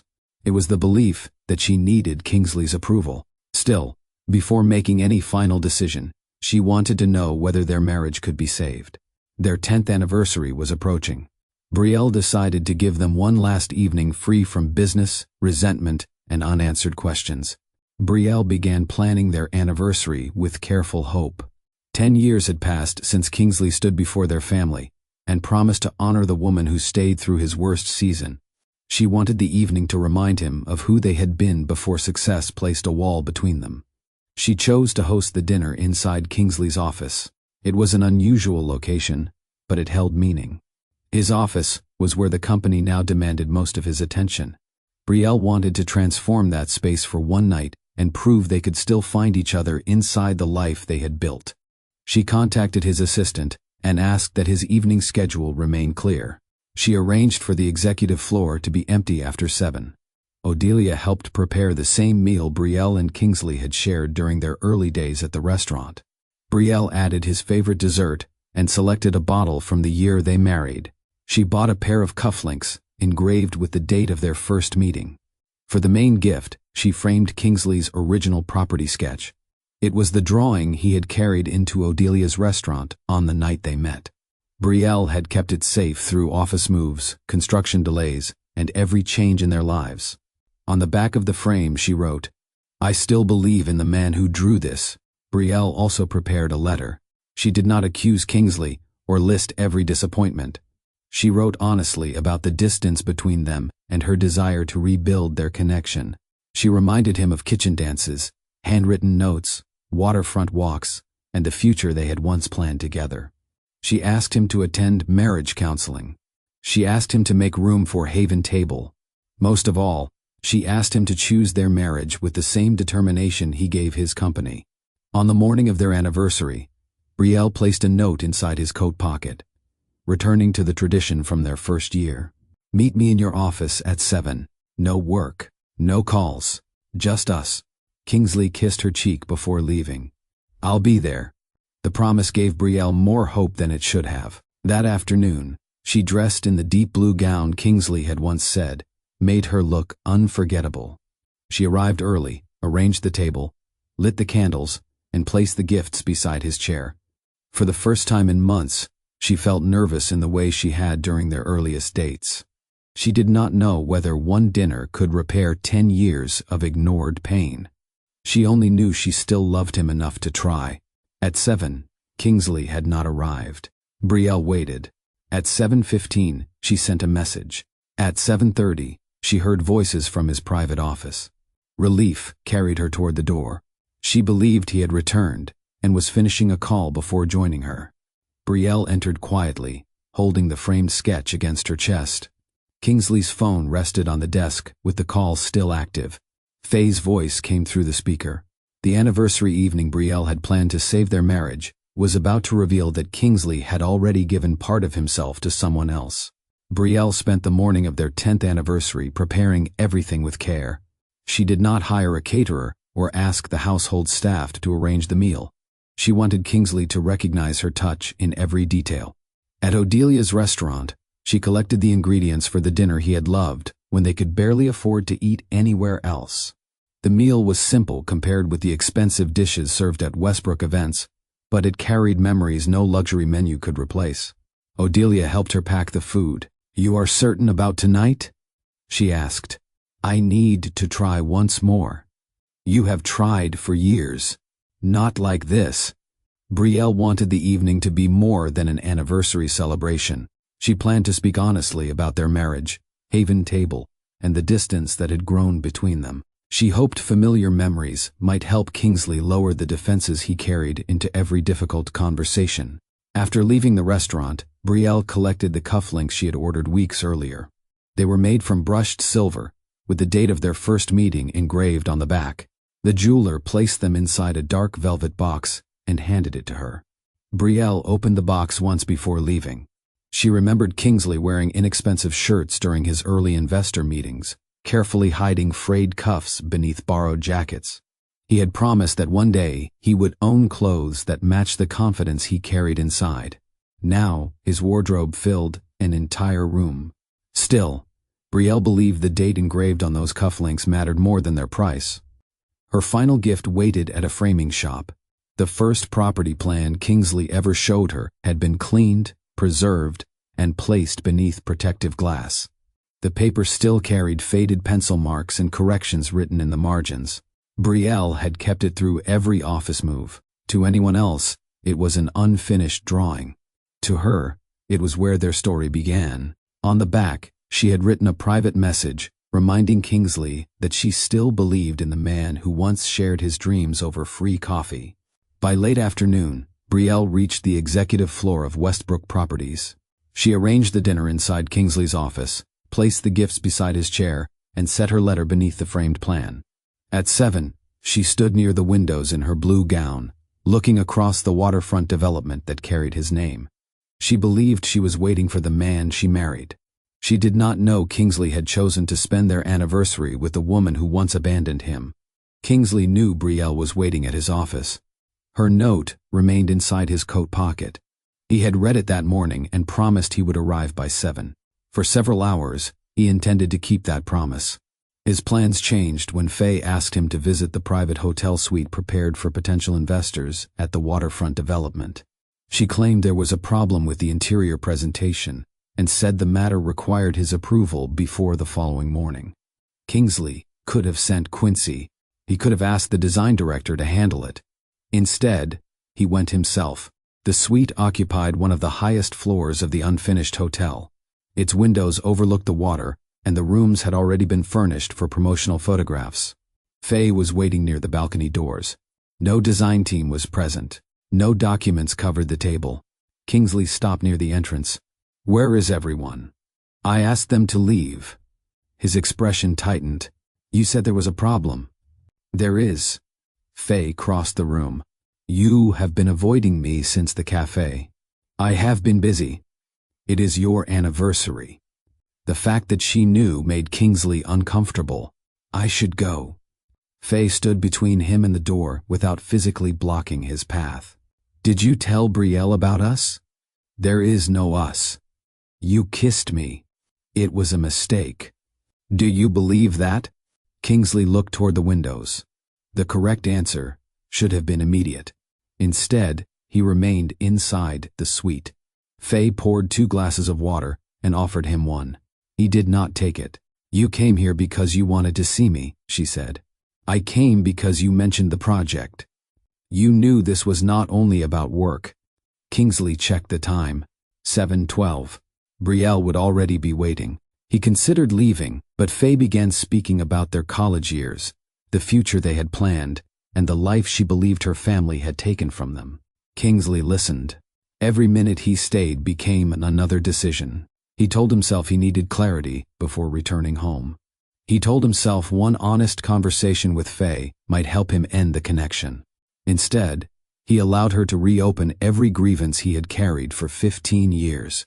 At 7:30, his phone began ringing. Brielle's name appeared on the screen. Faye looked at it. Kingsley hesitated before answering.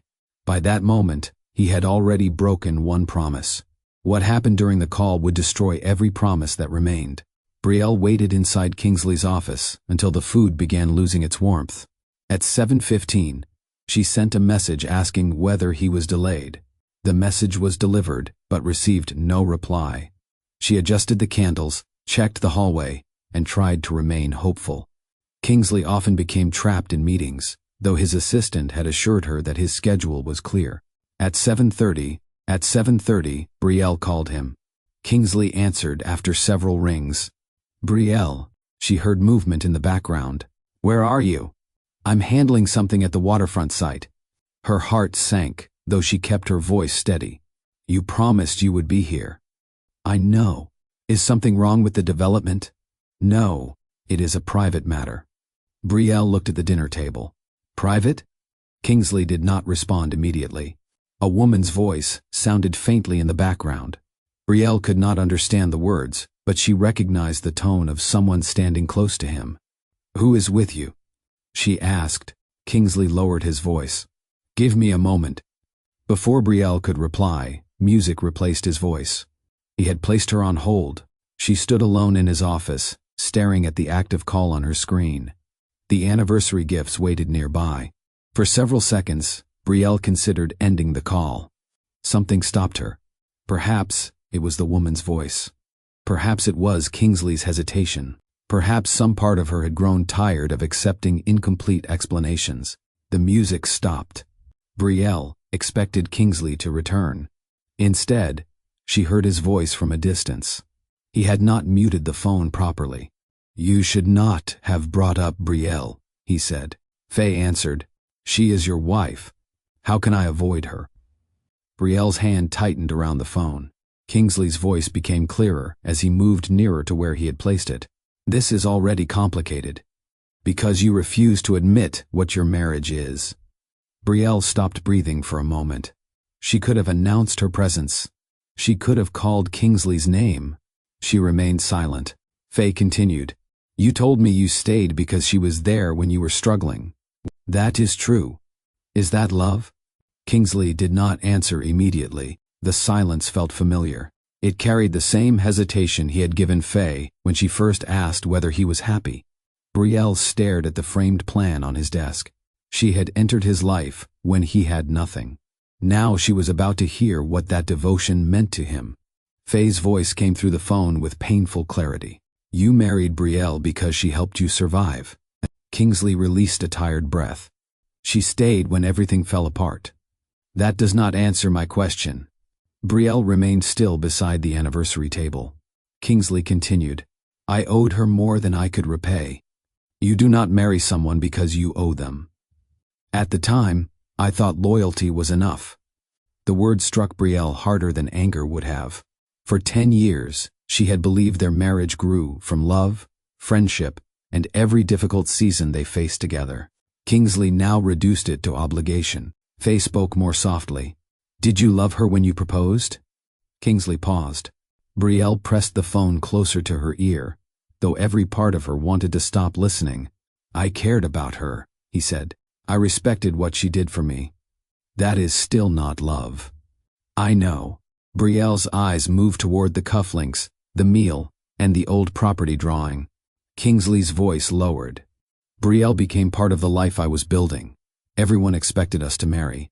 She had sacrificed years supporting me. Walking away would have made me feel like the worst kind of man. Faye replied, So you stayed because of guilt? I called it gratitude. And what do you call it now? Kingsley's answer came after a brief silence. A mistake I was too afraid to admit.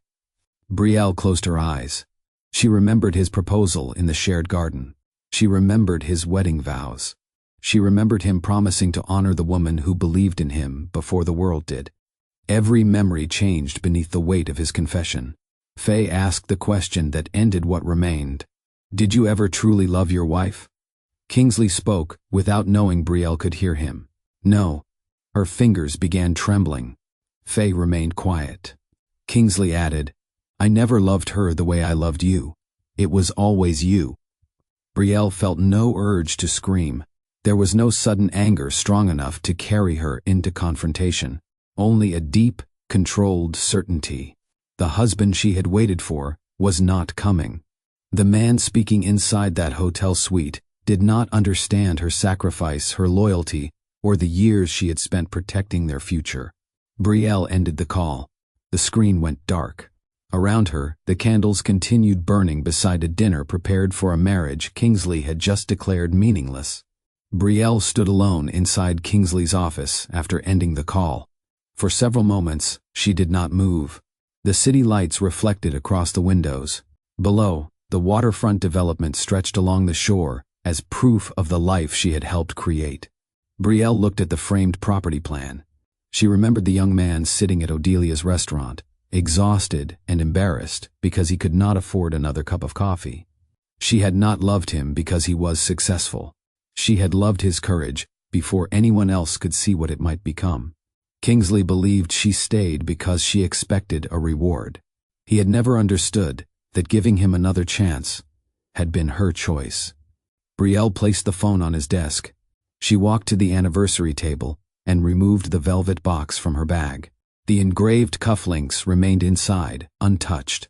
She set them beside the framed plan. Next came the letter she had written, filled with requests for counseling, honesty, time, and another chance to rebuild their marriage. Brielle opened it. She read the first sentence once. Kingsley, I still believe there is something worth saving between us. She folded the letter and left it beneath his chair. The woman who had written those words no longer existed in the same way. Brielle looked at her wedding ring. Kingsley had placed it on her finger 10 years earlier, while promising to support her dreams as faithfully as she supported his. She had worn it through lonely dinners, canceled plans, and every excuse she had chosen to forgive. Now the ring felt like a symbol of promises only one person had tried to keep. Brielle removed it slowly. A pale mark remained around her finger. She placed the ring on top of the framed property plan, directly above Kingsley's first handwritten company name. She did not break the gifts. She did not ruin the meal. She did not call Faye or demand an explanation from Kingsley. Confrontation would have allowed him to offer excuses. Silence left him with the truth. Brielle collected her coat and walked toward the office door. Before leaving, she looked back once. The candles, dinner, cufflinks, letter, old drawing, and wedding ring remained together as evidence of everything she had brought to the marriage. Kingsley would return expecting forgiveness, tears, or a fight. He would find only an empty office. Brielle entered the elevator and pressed the button for the ground floor. As the doors closed, she did not know where she would sleep or what her life would become. She knew only that she would never again beg a man to value the love he had chosen to betray. Brielle drove home with both hands steady on the wheel. She did not cry during the journey. The words she had heard remained clear enough to prevent confusion. Kingsley had not called their marriage difficult or damaged. He had called it gratitude. He had told Faye that he had never loved his wife. There was nothing left to misunderstand. When Brielle entered the waterfront house, the silence felt different. For years, she had experienced that silence as loneliness. Tonight, it felt like permission. She walked upstairs and opened the wardrobe. Brielle did not take the expensive dresses Kingsley bought after missed celebrations. She packed the clothes she had chosen for herself, including the blue coat she wore during their first winter as a married couple, and the comfortable sweaters she used during evenings at Odelia's restaurant. She collected her family photographs from the bedroom, hallway, and study. One showed Brielle standing between her parents as a child. Another captured Odelia laughing beside her during a summer festival. She removed the wedding photographs last. Brielle studied one image of Kingsley holding her hands at the altar. She left it behind. Next, she entered the small room where she tested recipes. Her old notebook rested on the desk beside the Haven table proposal. Brielle packed every recipe book, handwritten menu, business plan, and folder she had stored there. These were not reminders of Kingsley. They belonged to the future she had delayed for him. Brielle carried the boxes downstairs and placed them near the front door. She called a driver and asked him to help load everything into the car. Before leaving, she returned to the kitchen. The stone counters, expensive appliances, and waterfront view once represented a life she believed they had built together. Now she saw a beautiful house where her own dreams had been expected to wait quietly. Brielle found a blank sheet of paper and wrote a short letter. Kingsley, I heard what you said. I will not argue with the truth you gave freely when you thought I could not hear it. I spent years choosing our marriage. Tonight, I am choosing myself. Do not come looking for me until you understand what you destroyed. Brielle. She placed the letter on the kitchen island beneath her house key. There were many other things she could have written. She could have described every sacrifice. She could have reminded him of every promise. She did not. Kingsley had already shown her how little those memories meant to him. Brielle left the house carrying the parts of herself she refused to lose. Kingsley returned home shortly after midnight. He had left Faye at the hotel and driven through the city with Brielle's unanswered calls occupying his thoughts.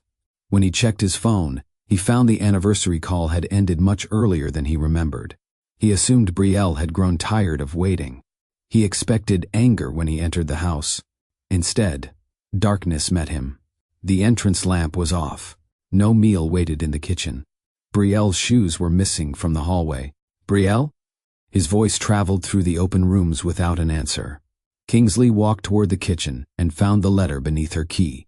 He read it standing beside the island. The first sentence made his stomach tighten. I heard what you said. He read the letter again, slower this time. Kingsley reached for his phone and called her. The call went directly to voicemail. He tried again. No answer. He went upstairs and entered their bedroom. Brielle's side of the wardrobe was nearly empty. The drawers that held her everyday clothes had been cleared. Her jewelry box remained, but the pieces connected to her mother and grandmother were gone. Kingsley crossed the hallway. The family photographs Brielle had placed throughout the house had disappeared. Pale sections on the walls marked where frames once hung. Inside the recipe room, the shelves were bare. Her notebook, menus, business files, and Haven table proposal were missing. Only the rejection Kingsley had given her remained inside his memory. He walked from room to room, searching for any personal object that proved Brielle intended to return. He found none. She had not damaged the house. She had not taken furniture, artwork, or expensive gifts. She had removed herself. Kingsley finally entered the study and sat behind his desk.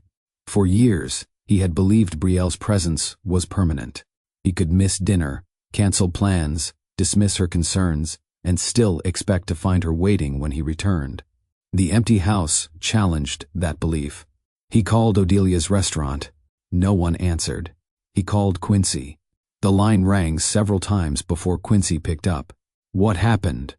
Quincy asked. Brielle left. Silence followed. Kingsley rubbed a hand over his face. She heard the conversation with Faye. What conversation? Kingsley could not repeat the words. Quincy understood from his silence. What did you say? I was confused. That is not an answer. I need to find my wife. You needed to remember you had a wife before tonight. Quincy ended the call. Kingsley remained alone in the study. The waterfront house still contained every sign of wealth he had worked to achieve. Without Brielle inside it, the success felt cold, excessive, and strangely borrowed. Kingsley arrived at Odelia's home shortly after sunrise. He had spent the remaining hours calling Brielle, sending messages, and driving past the restaurant. He received no response. Odelia opened the door but did not invite him inside. Her expression held none of the warmth she had shown him for years. "Is Brielle here?" "She is safe." "I need to speak with her." "No." Kingsley stared at her. "Odelia, this is between my wife and me. You made it everyone's concern when you broke her heart. I made a terrible mistake. A mistake is forgetting a date. You looked at another woman and reduced 10 years of marriage to an obligation." Kingsley lowered his voice. "I didn't know Brielle could hear me." Odelia's eyes hardened. "That is your defense?" "No, I only mean the conversation was private. You are more ashamed that you were heard than ashamed of what you said." Kingsley had no answer. Movement came from inside the house. Maria appeared behind Odelia, wearing a coat over her nightclothes. She was Brielle's closest cousin and had attended nearly every major moment of their marriage. Unlike Odelia, she did not control her anger. "You should leave. I need to explain." "To whom? The woman who fed you when you were broke? The woman who helped prepare your proposals? The woman who postponed her restaurant while you expanded your company?" Kingsley flinched. Maria continued.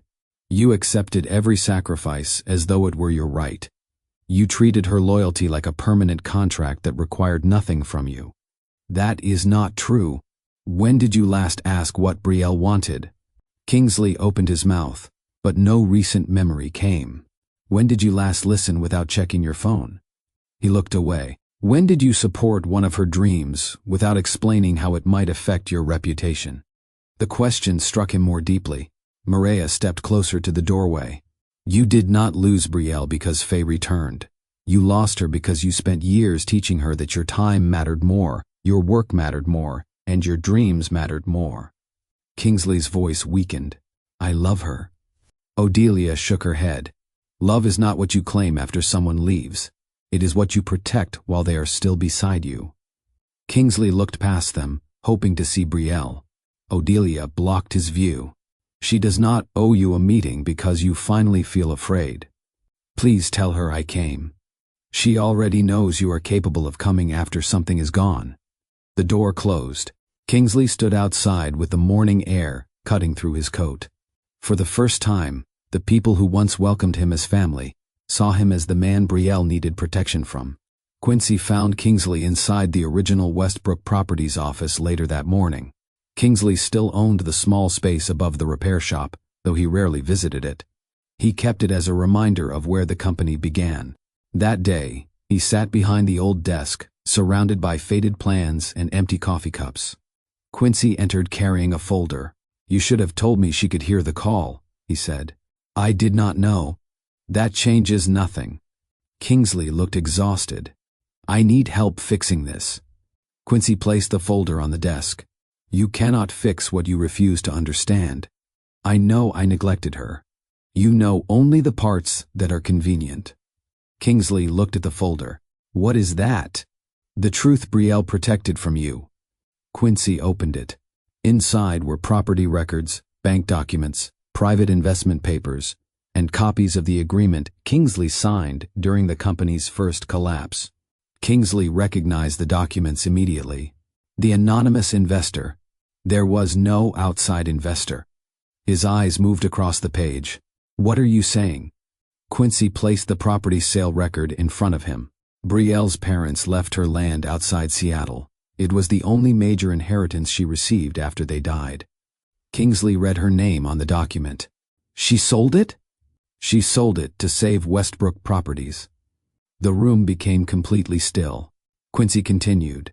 "She gave me the money because she knew your pride would reject it if you discovered it came from her." Kingsley shook his head. "No, she would have told me. She asked me not to." "Why?" "Because she did not want you to marry her out of debt or gratitude." The word struck Kingsley with brutal force. Gratitude. It was the exact word he had used to diminish their marriage in front of Faye. Quincy pushed the signed financing agreement toward him. I created the private investor structure. You accepted the money because you believed it came from someone important enough to remain unnamed. Kingsley stared at his own signature. How much did she give? Enough to pay the workers, settle the urgent debts, keep the office, and complete the first phase. That was everything she had. Yes. Kingsley leaned back, unable to speak. Quincy's voice remained controlled. Brielle gave you her inheritance, without requiring credit. She trusted you to build something worthy of the loss. Why are you telling me now? Because you told Faye you stayed with Brielle because she helped you. Kingsley closed his eyes. Quincy gathered none of the papers. You need to see what those words truly mean. He left Kingsley alone with the evidence of a sacrifice his wife had carried in silence for nearly a decade. Kingsley remained inside the old office, long after Quincy left. He spread the documents across the desk and studied every page. The date of Brielle's property sale appeared only days before the private investment reached Westbrook Properties. The amount matched almost exactly. There was no room for doubt.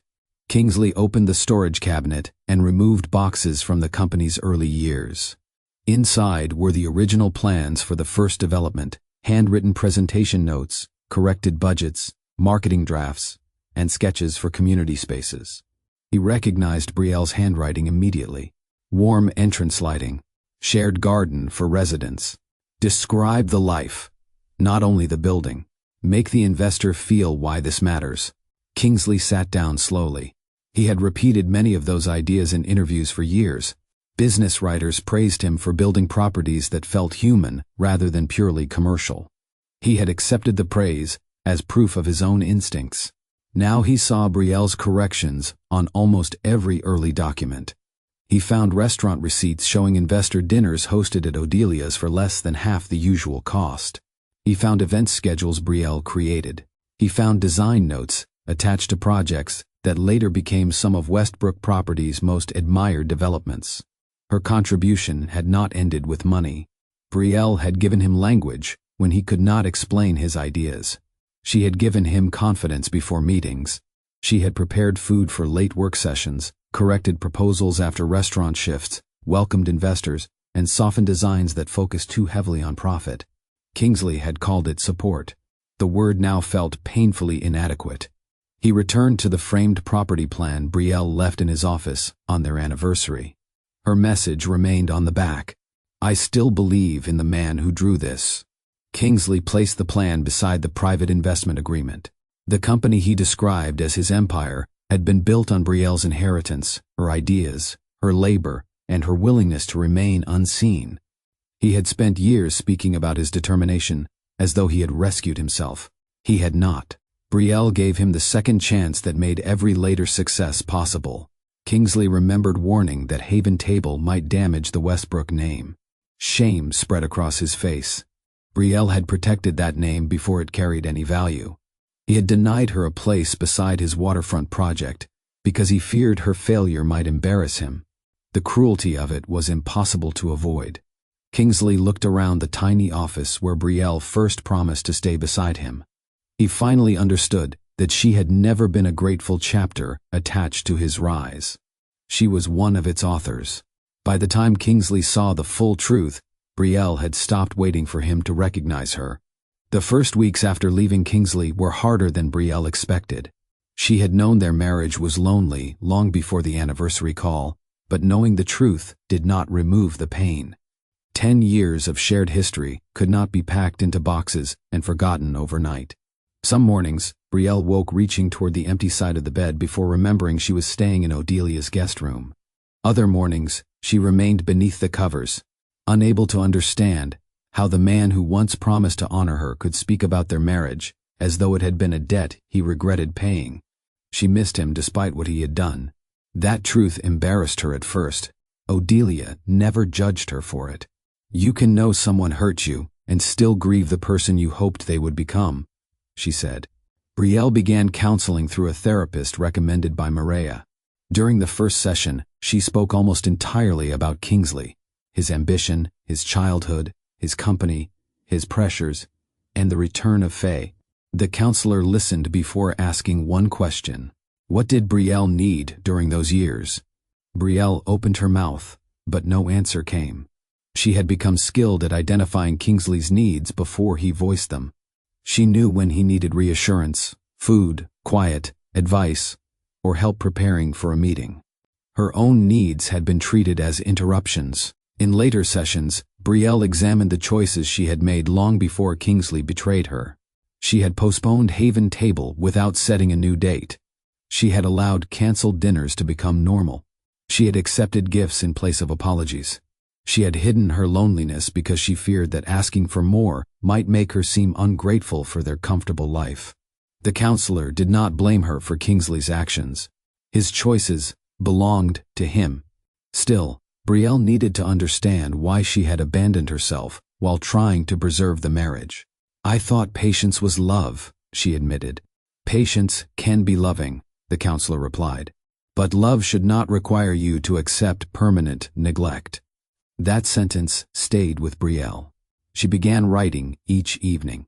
Not about Kingsley, about herself, what she enjoyed, what she feared, what she wanted her days to contain. At first, the pages felt empty. Her identity had become so connected to supporting Kingsley that personal desires seemed selfish. Slowly, answers returned. She wanted to cook. She wanted to cook. She wanted meaningful work. She wanted to build a place where people felt welcomed. Most of all, she wanted to stop measuring her value by whether Kingsley finally recognized it. Heartbreak remained, but it no longer controlled every hour. Brielle was beginning to hear the voice she had silenced for years. Brielle returned to Odelia's restaurant on a Monday morning before opening. The kitchen looked almost exactly as she remembered it. Copper pans hung above the preparation table. Containers of spices lined the shelves. Odelia's handwritten reminders covered a small board near the pantry. Brielle tied on an apron and opened her mother's recipe notebook. Her first dish failed. The sauce became too thick, the vegetables were overcooked, and Brielle added more salt than intended. She stared at the plate with frustration. Odelia tasted it calmly. This is terrible. Brielle looked at her in surprise. Odelia smiled. You thought I would lie? For the first time in days, Brielle laughed. She started again. Cooking gave her somewhere to place her attention. Every ingredient required a decision. Every recipe allowed correction. Unlike her marriage, the kitchen responded honestly to effort. Brielle began arriving each morning. She tested modern versions of meals her mother had prepared, recorded measurements, and invited Odelia's regular customers to provide feedback. Some dishes failed. Others became immediate favorites. A roasted chicken meal with citrus rice drew customers back 3 nights in 1 week. A vegetable stew, inspired by Odelia's childhood, sold out before dinner service ended. Brielle's confidence returned through repetition. One evening, a local teacher asked whether the restaurant could provide affordable meals for families affected by layoffs at a nearby factory. Brielle organized a community dinner. She expected 30 people. More than 80 arrived. Rather than turn anyone away, she moved tables, simplified the menu, and asked several regular customers to help serve. The room filled with families, elderly residents, students, and volunteers. No one was asked to explain why they needed the meal. They were simply welcomed. The success led to weekly community dinners supported by donations from nearby businesses. Brielle also began teaching small food business classes after several women asked how Odelia had kept the restaurant open for so many years. She taught budgeting, menu planning, supplier negotiation, customer service, and basic branding. She used lessons from Westbrook Properties, but adapted them for people with limited resources. Start with what you can serve well, she told the class. Growth means very little if your foundation cannot carry it. The advice applied to more than business. Each class reminded Brielle that the knowledge she gained during her marriage belonged to her too. She was not merely the woman who had helped Kingsley succeed. She had skills, judgment, and a vision of her own. Odelia watched from the kitchen doorway as Brielle guided a student through a financial plan. You look like yourself again, she said afterward. Brielle considered the words. For years, she believed returning to herself meant going backward. Now she understood it was the first step toward building something new. The idea for Brielle's table grew from the community dinners. Guests began asking whether the meals could continue beyond one evening each week. Former students wanted a place to sell baked goods, sauces, and prepared dishes while developing their own businesses. Brielle saw an opportunity larger than the restaurant she had once planned. Brielle's table would be a dining space, training kitchen, and community business center. It would offer affordable meals, host local chefs, and provide short-term kitchen access for people testing food products before investing in permanent locations.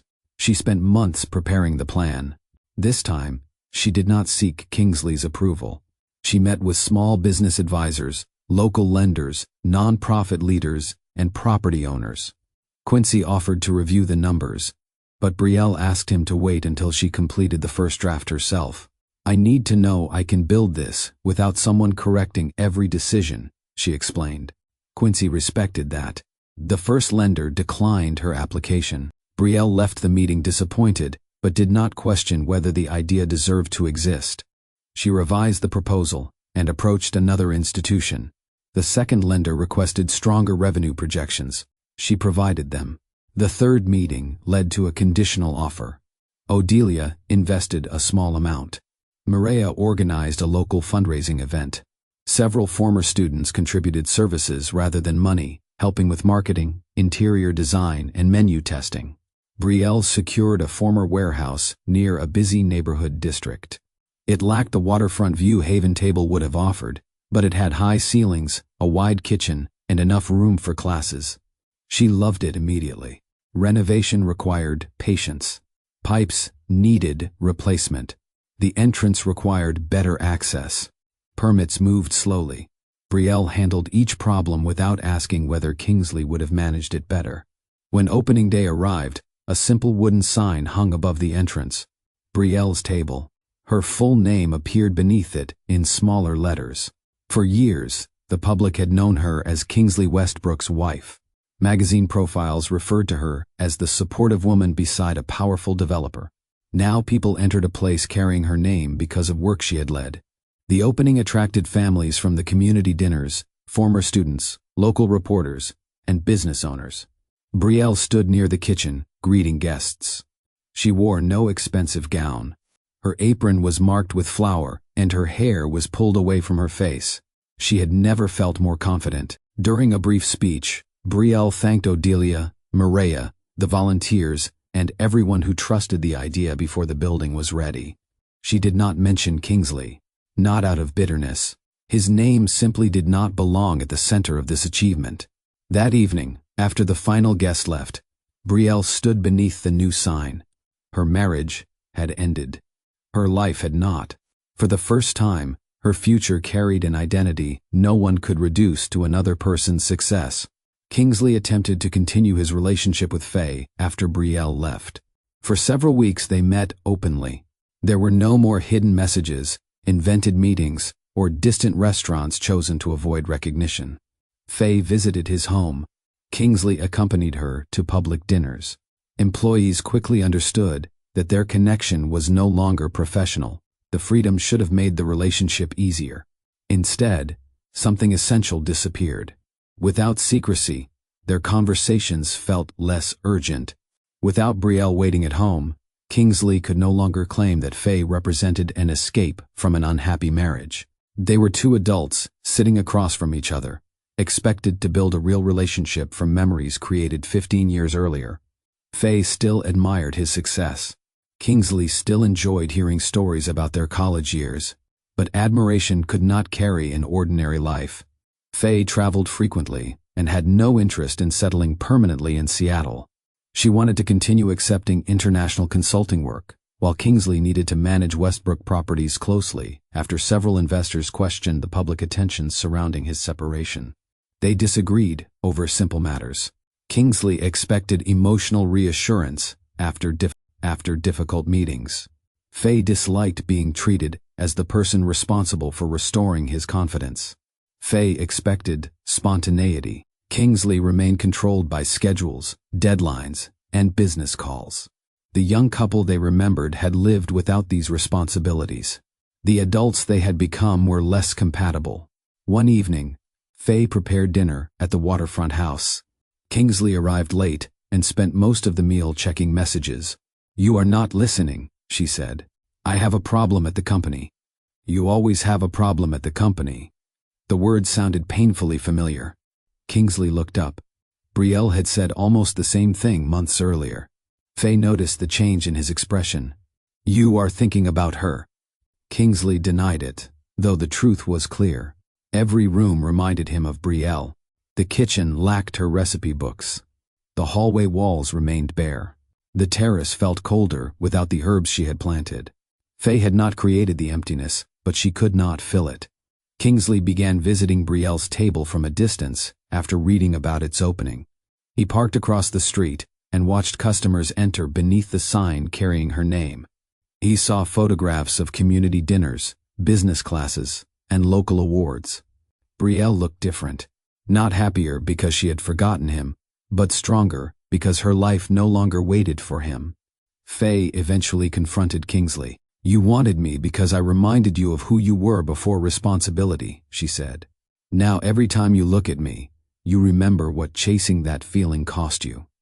Kingsley did not argue. The relationship had lost its appeal because reality required more than longing. It required two people who belonged together in the present. Kingsley and Faye did not. Faye asked Kingsley to meet her at the university campus where their relationship had begun. They walked through familiar paths, though many buildings had changed. The small cafe where they once studied had become a bookstore. The library entrance had been rebuilt. Kingsley expected nostalgia to return strongly. Instead, the campus made him aware of how much time had passed. They sat on a bench near the business school. Faye looked toward a group of students crossing the courtyard. "We thought love meant choosing one future and never questioning it," she said. "We were young. We were certain." Kingsley nodded. For years, he had treated their unfinished relationship as proof that something precious had been stolen from him. Faye's return allowed him to believe he could recover it. Now he understood that the relationship belonged to people who no longer existed. Faye had changed, so had he. "What we had was real," she said, "but it was real for who we were at that time." Kingsley looked down at his hands. "I hurt Brielle because I wanted to know whether you and I should have had another chance." "No," Faye replied gently. "You hurt Brielle because you chose to betray her. I helped you make that choice, but we cannot use our past to excuse it." Kingsley accepted the correction. Faye continued. "I blamed my family for years. They controlled me, but I still made decisions. I could have reached you sooner. I could have refused this project when I learned you were married. I could have stepped away when I saw the distance between you and Brielle. You thought I was unhappy. I wanted you to be unhappy because it made my presence easier to justify." The honesty removed the last illusion between them. Kingsley admitted that he had used Faye's return to avoid examining his own failures. "She made me feel guilty because she saw how much I had changed," he said. "You made me feel admired because you saw only what I had achieved." Faye looked at him. Brielle was not the reason this relationship failed. No, she was not standing between us. No. They sat quietly for several minutes. There was sadness between them, but no desire to continue pretending. Faye reached into her bag and placed her consulting resignation on the bench. "I am leaving the waterfront project." Kingsley read the first page. "You do not have to resign." "I do. Staying would keep both of us connected to something we need to release." Kingsley signed the acceptance. Faye stood. "I hope Brielle forgives you one day." Kingsley looked toward the university buildings. "I do not know whether I deserve that." "That is not your decision." Faye walked away without asking him to follow. Their relationship ended without promises, accusations, or another attempt to recover lost years. They had not found eternal love waiting beneath the past. They had found regret, wounded pride, and a memory that became more beautiful only because real life had never tested it. Brielle was not responsible for what they discovered. She was simply the person who paid the highest price while they learned it. Kingsley asked Brielle to meet him at Odelia's restaurant before opening hours. He did not arrive with flowers, expensive jewelry, or a prepared speech written by his public relations team. He came alone, carrying only the framed property plan she had left behind on their anniversary. Brielle entered through the front door and stopped when she saw him seated at the table where they first met. Months had passed since she left their home. Kingsley looked different. The polished confidence he wore at business events was gone. He stood when she approached, but did not try to touch her. "Thank you for coming," he said. "I agreed to hear what you wanted to say." Brielle sat across from him. Kingsley placed the framed plan on the table. For several seconds, he struggled to begin. "I have apologized to you in messages," he said. "But most of those apologies were still about what I wanted. I wanted you to answer. I wanted you to come home. I wanted relief from the consequences of what I did." Brielle remained quiet. "I am not here to ask for any of that." He looked directly at her. "I betrayed you before I kissed Faye." Brielle's expression changed slightly. Kingsley continued.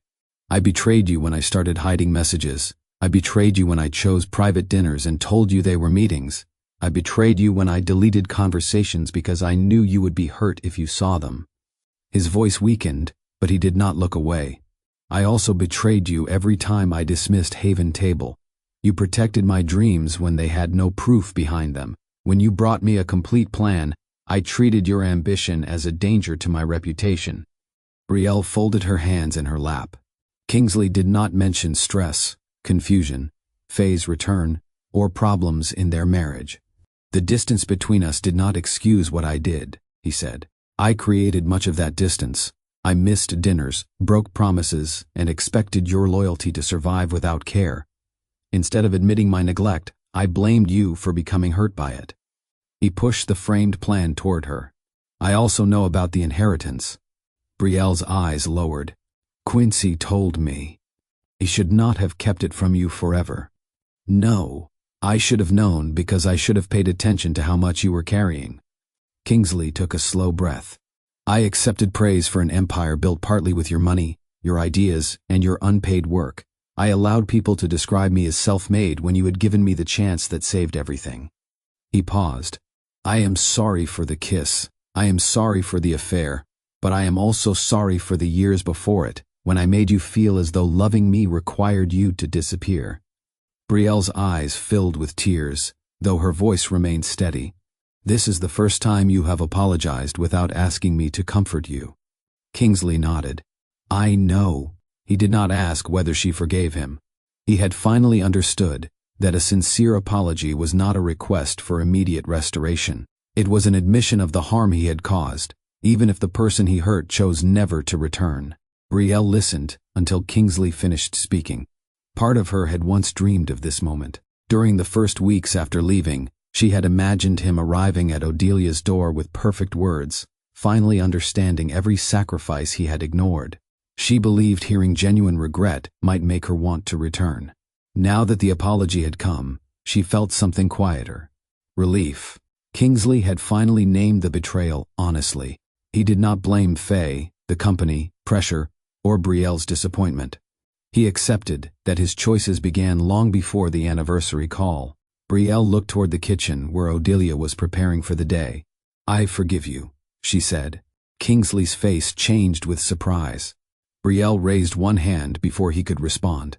"I am not forgiving you because what happened was small. I am forgiving you because I do not want to carry your choices into every part of my future." Kingsley nodded slowly. "I understand." "No," Brielle replied. "I need you to hear everything before you say that." He remained silent. "I forgive you, but I am not coming home." The hope that briefly appeared in his expression disappeared. Brielle continued. "Forgiveness does not restore trust. It does not erase the messages you hid, the plans you rejected, or the words I heard through that phone. I know, you said you never loved me. I was wrong. You may understand your feelings differently now, but I still heard you say it. I cannot walk back into that house and behave as though those words no longer exist." Kingsley looked down at the table. Brielle's voice softened without losing its strength. I spent years accepting apologies that were followed by the same behavior. You missed a dinner, apologized, bought a gift, and missed the next one. You dismissed my concerns, promised to listen, and returned to your phone before the conversation ended. I will change. I hope you do. For you. Brielle shook her head. That cannot be the reason. Kingsley looked at her. You need to change because the man you became hurt people who trusted him. Whether I return or not, you should want to become better. The truth was difficult, but he accepted it. Brielle continued. I am learning how often I confused love with endurance. I kept staying because I believed leaving meant I had failed. I will not repeat that mistake. What happens to us? I do not know. Kingsley's eyes filled with regret. Brielle did not reach across the table to reassure him. That uncertainty is part of what you must accept, she said. I lived for years without knowing whether my husband would come home, listen to me, or choose our marriage. You cannot expect me to offer certainty now because you finally understand the damage. Kingsley nodded. Brielle stood and took the framed plan. I forgive you, Kingsley, but I am choosing the life I am building. She left him at the same table where their story began. This time, he did not follow her. Respecting her decision was the first request she had made that he could no longer afford to ignore. Kingsley began counseling the following week. His first sessions were uncomfortable. He expected to discuss his regret, but the counselor asked him to examine the beliefs that shaped his behavior. Kingsley had tied his worth to achievement for so long that admiration became something he constantly needed. Brielle's love had once provided that reassurance. When she began questioning the life they were living, Kingsley did not see her concern as devotion. He saw it as rejection. Faye's praise felt easier because it required no accountability. Kingsley learned that understanding his behavior did not excuse it. It gave him responsibility for changing it. He stopped calling Brielle unless the matter involved legal or financial decisions. He respected her request for distance and continued counseling even when there was no evidence she would reconsider the marriage. He also addressed the public story surrounding Westbrook Properties. At the company's annual meeting, Kingsley stood before investors, executives, and reporters. For years, he had described the first collapse as the moment his determination saved the company. This time, he told the truth. Westbrook Properties survived because Brielle believed in it when I had exhausted every option, he said. She provided the funds that kept our first development alive. Her planning, design insight, and unpaid work shaped many of the values this company later became known for. The room grew quiet. Kingsley continued. I accepted credit that was never mine alone. Today, I am correcting that record. He had already instructed his legal team to calculate a fair ownership share for Brielle. The transfer included company stock, accumulated value, and income connected to the growth her inheritance helped create. Kingsley did not present it as a gift. The documents described it as recognition of her contribution. When Brielle received the proposal, she asked independent lawyers and financial advisors to review it. She refused to sign anything based solely on Kingsley's word. He did not object. The final agreement transferred a substantial portion of Westbrook Properties into her name while allowing her to remain uninvolved in daily management. Brielle used part of the income to expand Brielle's table, create grants for women starting food businesses, and secure a second training kitchen. Kingsley also corrected interviews, company records, and internal histories that described him as the sole force behind the business. Some executives worried the admission would weaken his reputation. Kingsley disagreed. A reputation built on an incomplete story deserves correction. He did not announce his counseling or financial decisions as proof that Brielle should return. He did not send reporters to her restaurant or ask her to praise his honesty. For once, Kingsley chose accountability without demanding applause. Brielle watched from a distance. She did not mistake public credit for personal healing. Still, she noticed something important. Kingsley was no longer trying to erase the consequences of his actions. He was learning to live truthfully inside them. Kingsley's support for Brielle's table began with a simple question. What does the restaurant need that I can provide without interfering? Brielle did not answer immediately. She remained cautious about allowing him near the work that had helped her rebuild her confidence. Eventually, she gave him one task. A section of the training kitchen needed repairs, and the contractor had delayed the work twice. Kingsley offered to connect her with a reliable team, but Brielle set clear conditions. He would not control the budget. He would not attach the Westbrook name to the project. He would not use the help as a reason to visit her without permission. Kingsley agreed. The repairs were completed within a week. Afterward, he asked for nothing. That became the pattern. When Brielle's table hosted a winter community dinner, Kingsley volunteered through Odelia, rather than placing himself on the guest list. He arrived early, carried supplies, arranged chairs, and served meals beside other volunteers. He did not give a speech. He did not introduce himself as a donor. When guests recognized him, he redirected attention toward Brielle and the students preparing the food. Brielle observed him from the kitchen. She saw him wash dishes after the event, while wearing an old apron borrowed from Odelia. There were no cameras and no company representatives present. His effort continued beyond one evening. Kingsley attended counseling every week. He limited unnecessary travel and delegated responsibilities he once believed only he could handle. He apologized to Quincy for shutting him out when he tried to protect the marriage. He met with Odelia and Maria separately, accepting their anger without asking them to defend his intentions. Most importantly, he remained honest with Brielle. When Faye contacted him regarding a final payment connected to the project, Kingsley informed Brielle before responding. He showed her the brief professional exchange without being asked. Brielle told him she did not need access to his phone. "I am not showing you because I expect you to monitor me," he said. "I am telling you because secrecy became a habit, and I will not rebuild that habit." Some days, Brielle spoke warmly with him. Other days, she kept their conversations short. Kingsley did not punish her for either response. He learned that patience was not waiting for a reward.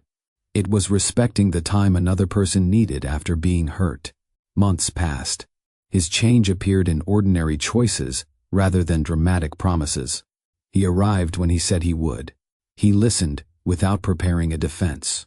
He supported Brielle's goals without trying to direct them. He served without seeking recognition. Brielle did not forget what happened. She began to believe, however, that Kingsley was no longer asking her to trust words unsupported by action. He was giving her new evidence one day at a time. 1 year after the anniversary call, Brielle invited Kingsley to dinner at Brielle's table. The restaurant had closed early for staff training. Only one table remained prepared near the window. Kingsley arrived at the exact time she requested. He wore the engraved cufflinks Brielle had left in his office a year earlier. She noticed them, but said nothing until they were seated. "I thought you might have returned those," she said. "I kept them because the date still matters to me." Brielle studied him. "Even after everything?" "Especially after everything. It reminds me that love began as something I was fortunate to receive, not something I was entitled to keep." The answer was not polished. It was honest. They ate a meal Brielle had added to the restaurant's new seasonal menu. Their conversation moved through work, Odelia's health, Quincy's upcoming wedding, and the latest group of students using the training kitchen. Kingsley asked questions and listened to the answers. After dessert, Brielle placed her hands on the table. "I have watched you this year." Kingsley remained quiet. "I saw you give me space when you wanted closeness. I saw you continue counseling after I told you I might never return. I saw you correct the company's history without making it part of a campaign to win me back. I should have done those things because they were right." "I know." Brielle took a breath. "I am not ready to move back into the waterfront house." "I understand. I am not ready to wear my ring." He nodded. "I am also not promising that trust will return quickly. I would not expect it to." Brielle looked into his eyes. "But I am willing to begin again carefully." Kingsley did not move for several seconds. "Are you certain?" "No," she said. "That is why it is a chance, not a guarantee." He accepted the distinction. Brielle explained what she wanted. They would continue counseling separately and begin sessions together. They would meet for planned dinners and spend time learning who they had become during the year apart. There would be no hidden messages, private resentments, or assumptions that silence meant everything was fine. Kingsley agreed to every condition. He did not reach for her hand until Brielle placed hers near his. When their fingers met, the gesture carried none of the careless certainty he once possessed. It held gratitude, responsibility, and respect. Their second chance did not erase betrayal. It did not return them to the marriage they once had. They were not trying to recover the past. They were deciding whether something healthier could be built from truth. Kingsley had once believed love survived because a loyal person kept staying. Brielle had once believed love meant giving until nothing remained for herself. Both had been wrong. Love could endure hardship, disappointment, and change, but it could not survive forever on one person's effort. It remained alive when both people protected it. It grew when each person made room for the other's dreams. It became trustworthy when apologies led to action and promises became daily choices. Brielle did not offer Kingsley a second chance because he begged well. She offered it because he had spent a year becoming someone who understood that love was never permanently secured by a wedding vow. It had to be honored through patience, service, honesty, and the repeated decision to give each other reasons to stay.